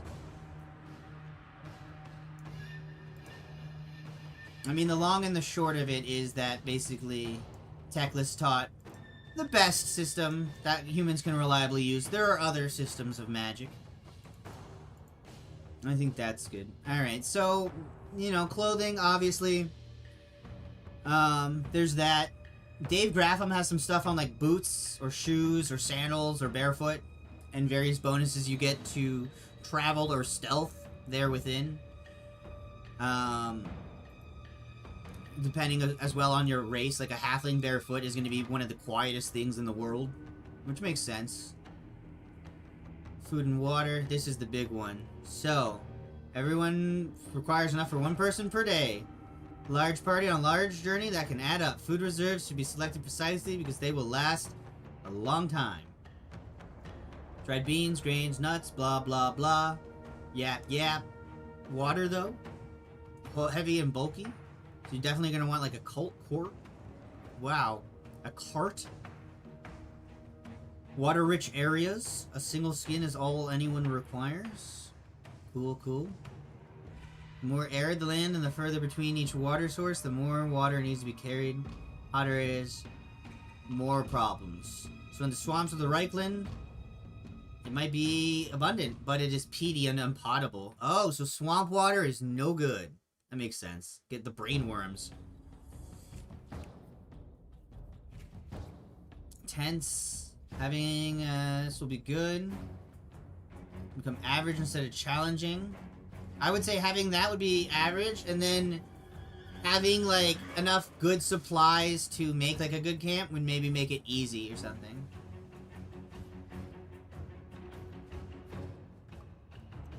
Poor planning and its consequences. 2 common outcomes. Adverse weather or shortfalls. And we're about to see what those might be. That could be pretty damn interesting. Oh, I forgot to heart that. Let's go. Very powerful. Very powerful. Alright, wilderness travel events. Let's see here. Ovaries. Ovary time. Ovary time, everybody. Over time, the characters undertake the stage, the GM. There's so many typos in this one. They'll fix it, though. They'll fix it. True, roll 1d10. I love the travel events. Man, my guys are out of the woods now, but let's see what they might have gotten. A monolith! Monolitha. Oh no. Get their brains fried. That's cool. Well, that's neat. I'm just glad for more travel tables. That's really cool. You got ruins, maybe a wounded animal. That ties in well with the ranger aspect of all of this. There's a second table. Wait a minute. Light woods, hills, and plains? There's one for each climate? Yo! Let's go! This is what we need. This is what we need. This is what we need. So, wilderness event. So, it's mostly the same, but with some variations. Okay. I mean, that is kind of neat. Still, you can get all these in just one. And then you get more.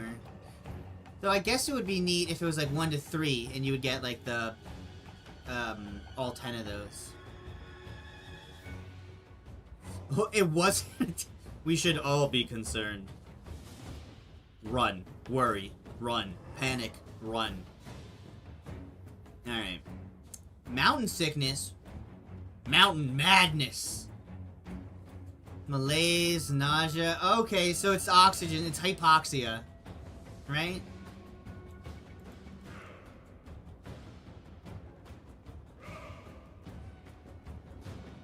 I should have... Oh, I still have time to do this to my party in a later adventure. Won't be on their way home anymore. They're on the way down the mountain now. Scree slope. Blizzard. Beast Slayer.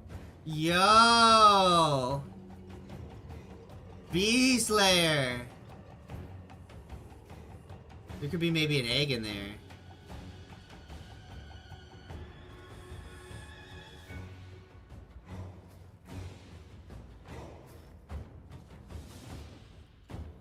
Enemies.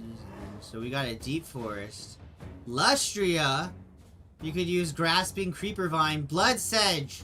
Dude, I've used blood sedges. Blood sedges are so good. Blood sedges are so cool. There's a ton of variety of parasitic plants I have in the Forest of Shadows.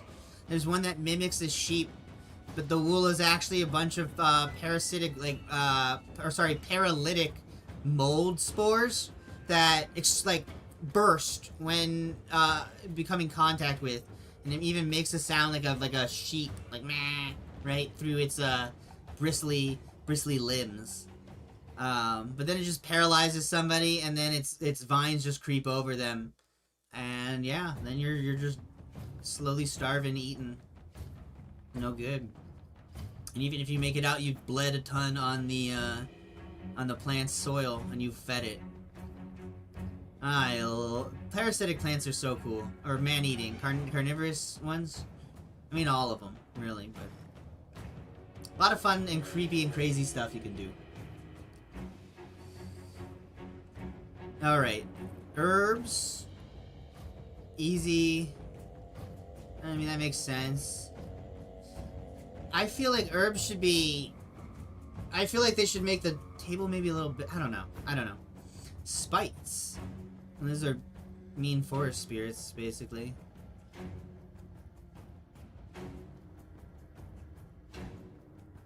Alright, so that just fatigues you if you don't have Salzenmund. I do have that book, I just don't have it handy. I don't want to grab it out right now to see what it does. Got a big old spider lair. 4 to 6 giant spiders. That is not bad at all. Most of the creatures will be size small. One will be size large, the Shelub. Okay, and then it's just standard wetlands. We got a swamp. Swamp fever! Neat. Quick mud. Uh-oh. I've seen somebody just literally, like, the ground fall out from them.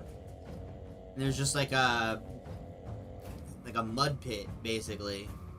They were covered in foulness. It was bad. Beast Layer, same as before. Foul air. So there's really only 3 unique ones in that regard. Ooh, ancient ruin table. Dude, this is cool! So now you even have like, oh, I found a ruin, but what kind of ruin did I find? Was it an elven ruin, a witch's lair, a frontier outpost? Maybe there's snotlings here. Maybe there's a wizard's tower, perhaps? That's so cool. This is so neat. Oh, man. They could be a powerful wizard. That is cool. Monolith. Okay. Oh! There are things... Dude, there's things about... Dude, there's so many tables galore. Willona, you are gonna love this book for your solo play. This is the book. What? What? Overboard! Thank you! You guys! This is too much. Seriously, thank you. That is... Love you guys. That's too kind. Seriously, that is... Thank you. Thank you. You're an absolute legend.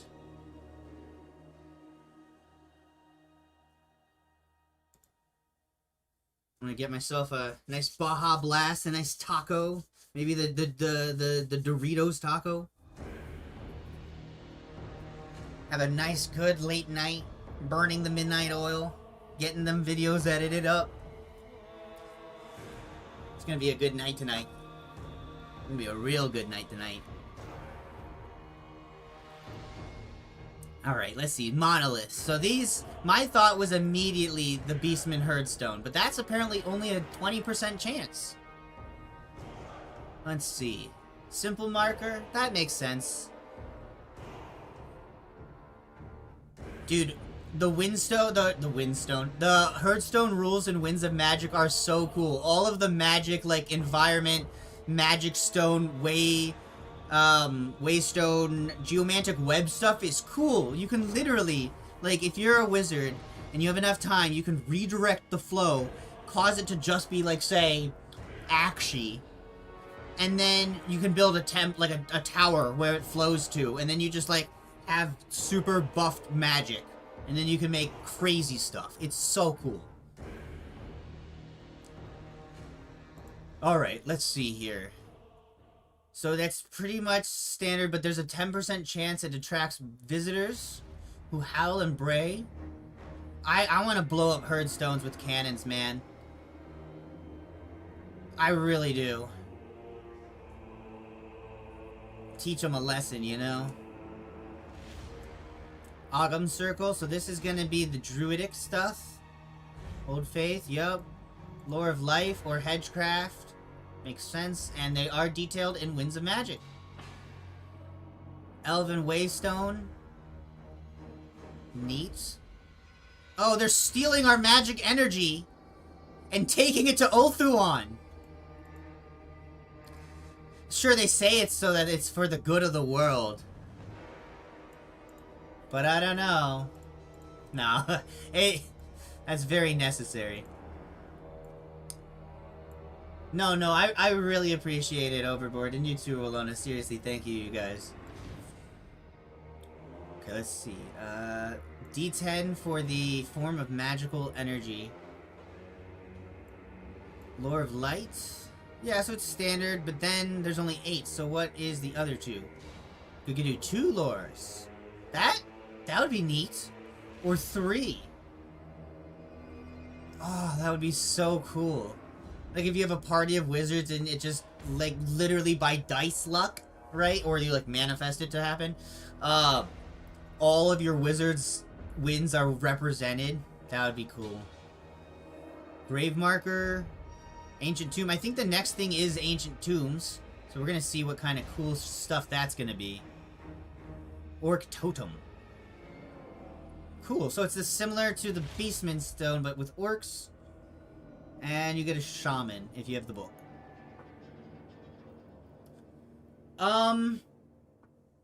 If you... I would say... Well, how much is it on sale for? Let me see that first.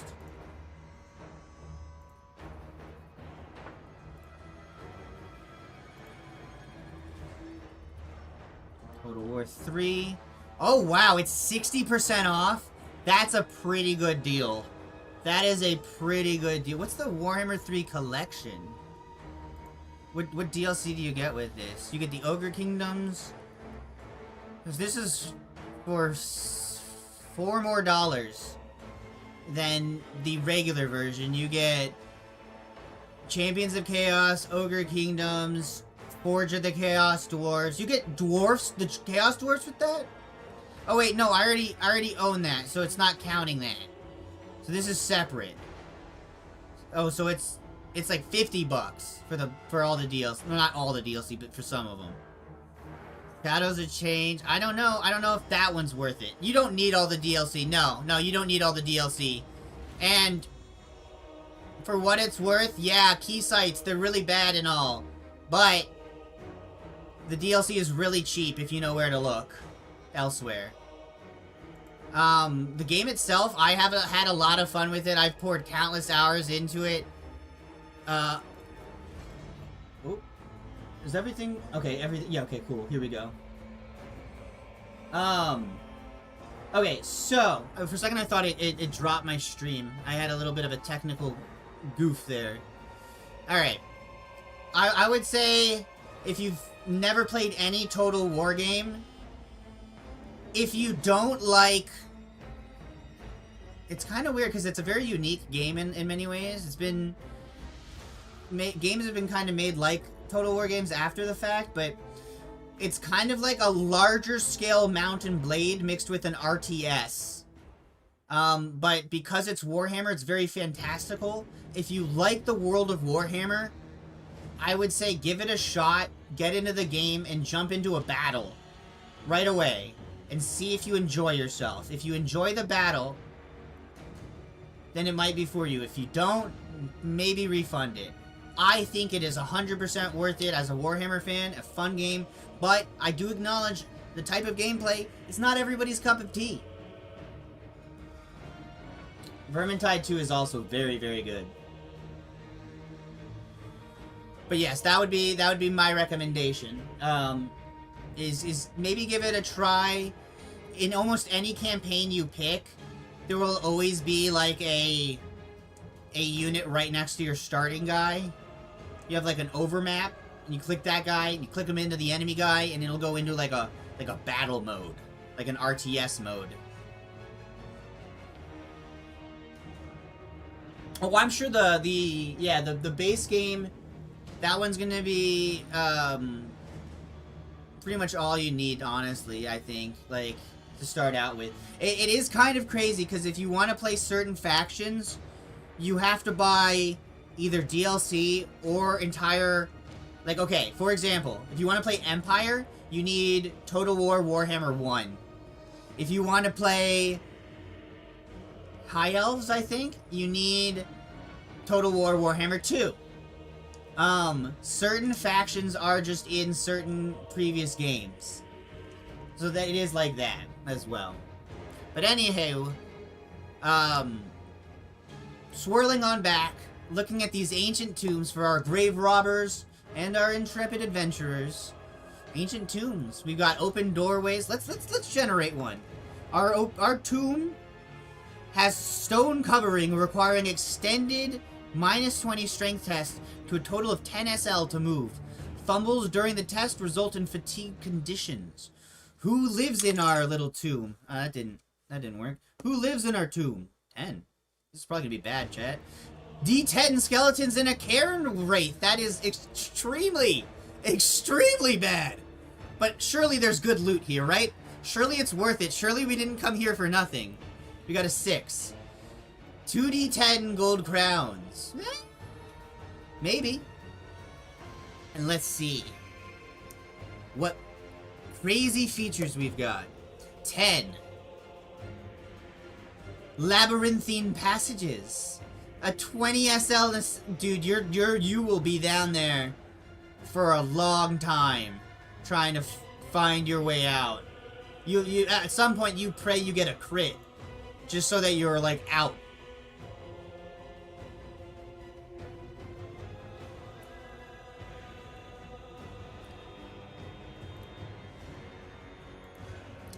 Journey Endeavors. I will also say there's a really good mod, Steel Faith Overhaul. If you do end up liking Warhammer, Total War, and you end up playing a lot, after you play the vanilla a bunch, consider downloading that mod. It makes everything even better, generally speaking. Some people don't like it, but it usually, for the most part, it makes the AI a lot smarter and the game better.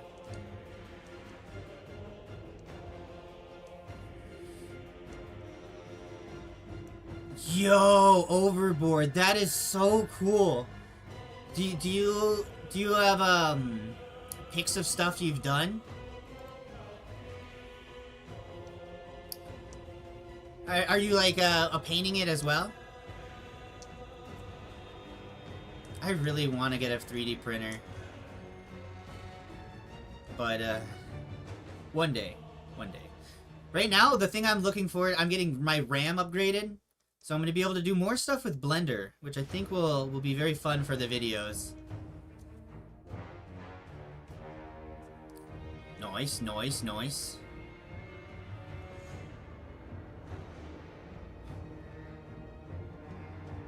Journey.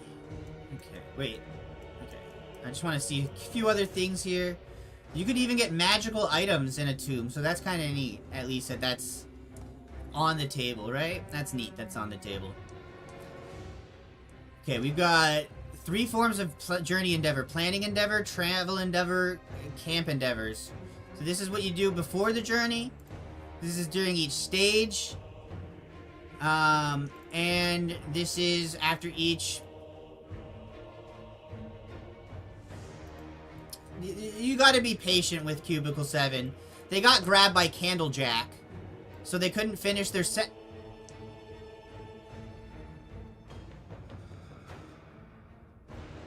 Intense.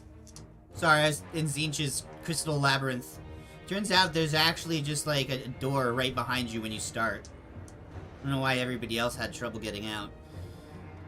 I imagine this would be after each stage of the the travel endeavor. So like each thing. You get, each member of the party gets a chance to do a camp endeavor. I'm excited to see what new endeavors. I love endeavors and trappings. Those are my 2 favorite things. Spells are also high up there.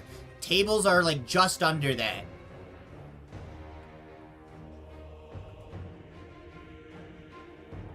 Oh, dude, the camera angles were the worst in the game. And it was a little clunky, but I loved Mordheim. I really loved Mordheim. I played a lot of that. It might not be the best. It might not even be good, by some reckonings. But I loved it. I had great fun playing it. Alright, so... Where there's the planning endeavor, and then you've got forage, haste, hunt, map, navigate, scout, track, water. Whereas at camp, you've got cook, journal, make camp, map, navigate, recuperate, trap, watch. That's pretty cool.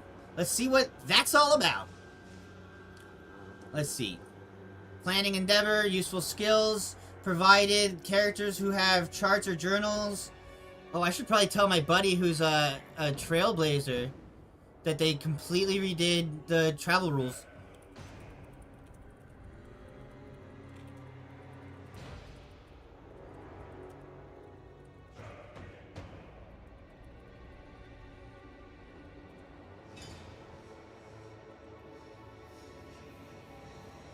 Let him know that.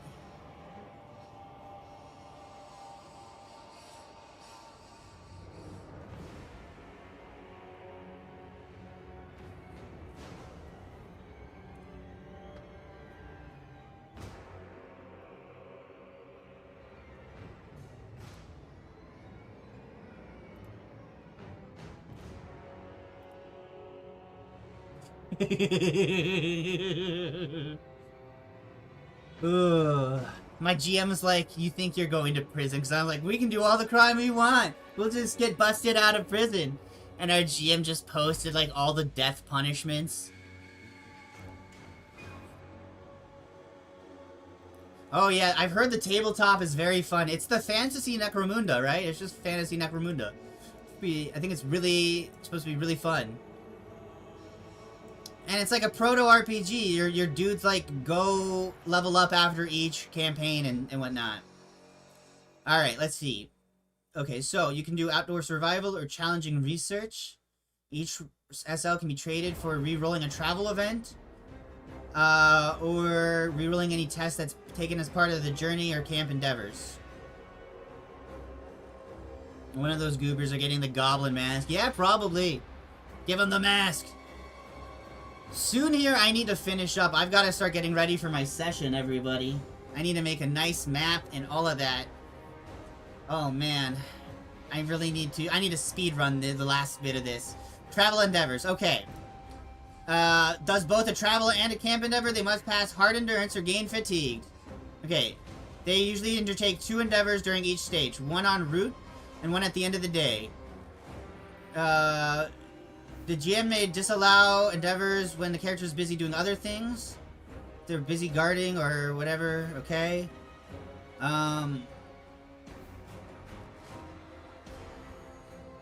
It's saying they undertake 2, but then it's saying they usually do that, but then they... Oh! Oh! I get it. Interesting. So normally, okay, you would do that, but then you sleep, so then you lose the fatigue. Oh! Later, Willona! Thanks you again, and have a wonderful one.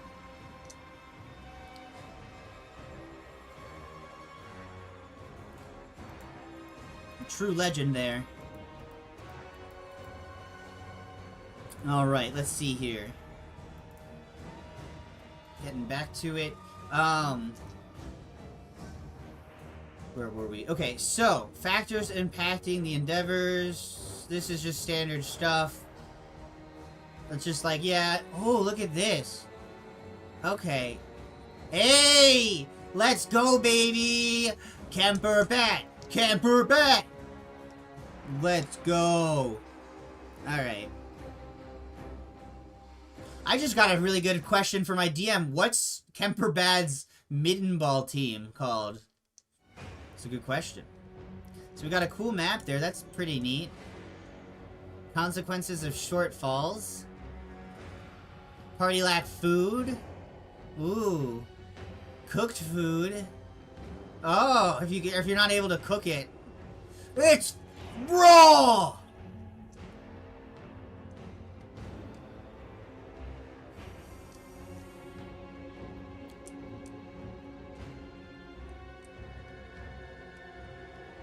Let's see. Adequate shelter. Water. Okay, so I mean this all just makes sense. This is just your standard stuff. It is neat though. I guess you get pluses and minuses based on the conditions. Definitely gonna get a minus to fish in the mountains. But I feel like mountain fish would probably get you like a bigger bonus of nutrition. I would rule as a DM. They're hardier things usually, right? And they usually get bigger, I feel. Travel endeavors. This is what I love to see. Updatedness. Haste. So this is what I... Okay. Everyone met... Dude, I basically home ruled this. So that's cool. I'm glad that this was basically the same. I'm gonna post that to my party later. We gotta focus. So this is good. Now this stuff actually matters. God, the game is so good now. 4th edition really, truly is just coming into its own. It's really blossoming. Double endeavor.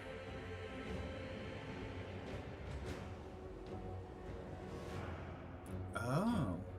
So you can put double the effort. So you don't get your camp endeavor, but you get a +1 SL.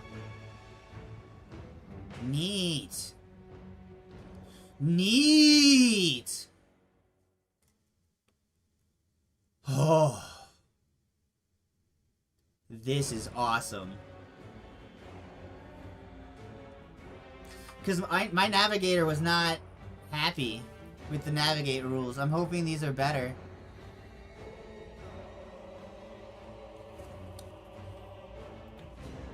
Let me see here.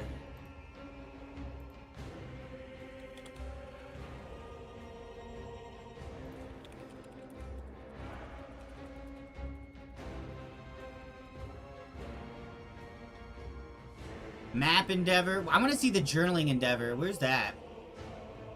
Oh, it's in camp, right? Track water endeavor. Bloody flux. Uh-oh. Oh, cooking critical failure. You can crit fail and then... Oh, that's awesome. Journal. So what does this do? This is what I do all the time as Dingo.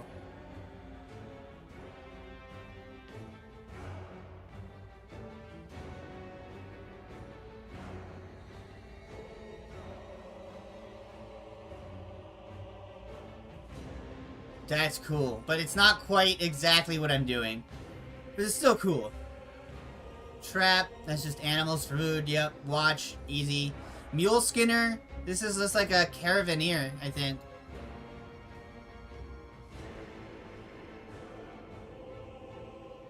Her battle of wills with the beast lasted about 20 minutes. Caused a traffic jam on the 3-toll bridge, and I was late for work. What a dumb, stubborn, stinking creature.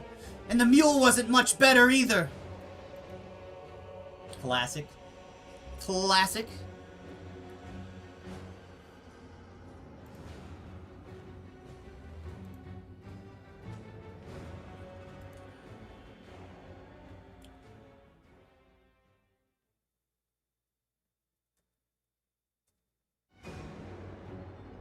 So this is just basically kind of like a peddler. I'm not really too sure the difference.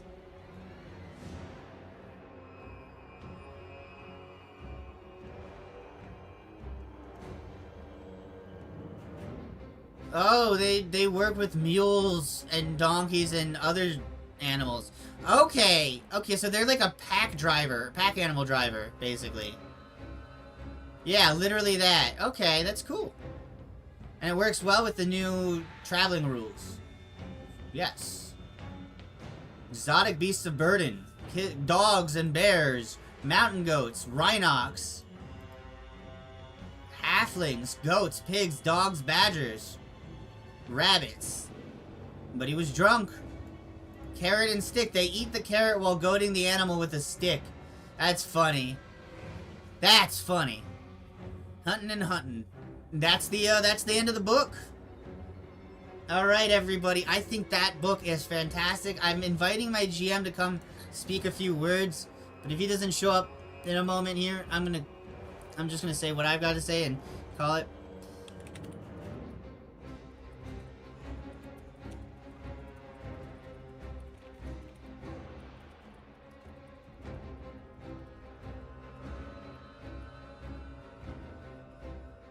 See if that doesn't do it. But I think this is definitely worth the money. Very excited to get this book. If you go on Cubicle 7 right now. Let's see, did they actually do it this time, or is it a repeat of the Dwarf book? If you go on the Cubicle 7 right now, it won't show up. You've got to go to... let's see, if did they put it on PDFs? They did. Okay, thank God. You gotta go to the PDFs part of Cubicle 7, and it's right there. You can also pre-order, and you get the PDF for free, and you get a cool physical copy. So, I would highly recommend you guys all support Cubicle 7. You buy the books. That way they can keep making good books, bangers, and maybe pay their proofreaders a little bit better. But in all seriousness, I mean, I'm super hyped. I mean, we're just getting more bangers after this. I can't remember... Oh, actually, it doesn't matter, I can't remember. I can look at the next releases that we're looking at here. We've got... What do we got here? I think it's this. the update. Yes. So, for roleplay, we've got High Elves Player Guide is coming, Q1 2025. And then we've got a Dwarf and a Elf book coming the first half of the year, as well as the Marienburg book. A Wrecker's Point PDF, which I think is just an adventure. And for those looking for the starter set for Warhammer Fantasy Roleplay, it is being restocked next year in Q1. Thank you very much. Thank you, Overboard, seriously. And thank you, everybody, the people present, and the VOD boys, and anybody watching this after the fact. Thank you guys all for watching this. I hope you learned a thing or two about Deft Steps Light Fingers. I know, that's so corny. I know I sure did. No, I think this is, again, just a really good book. And let me think if there's anything else I really want to say on it before I close out here.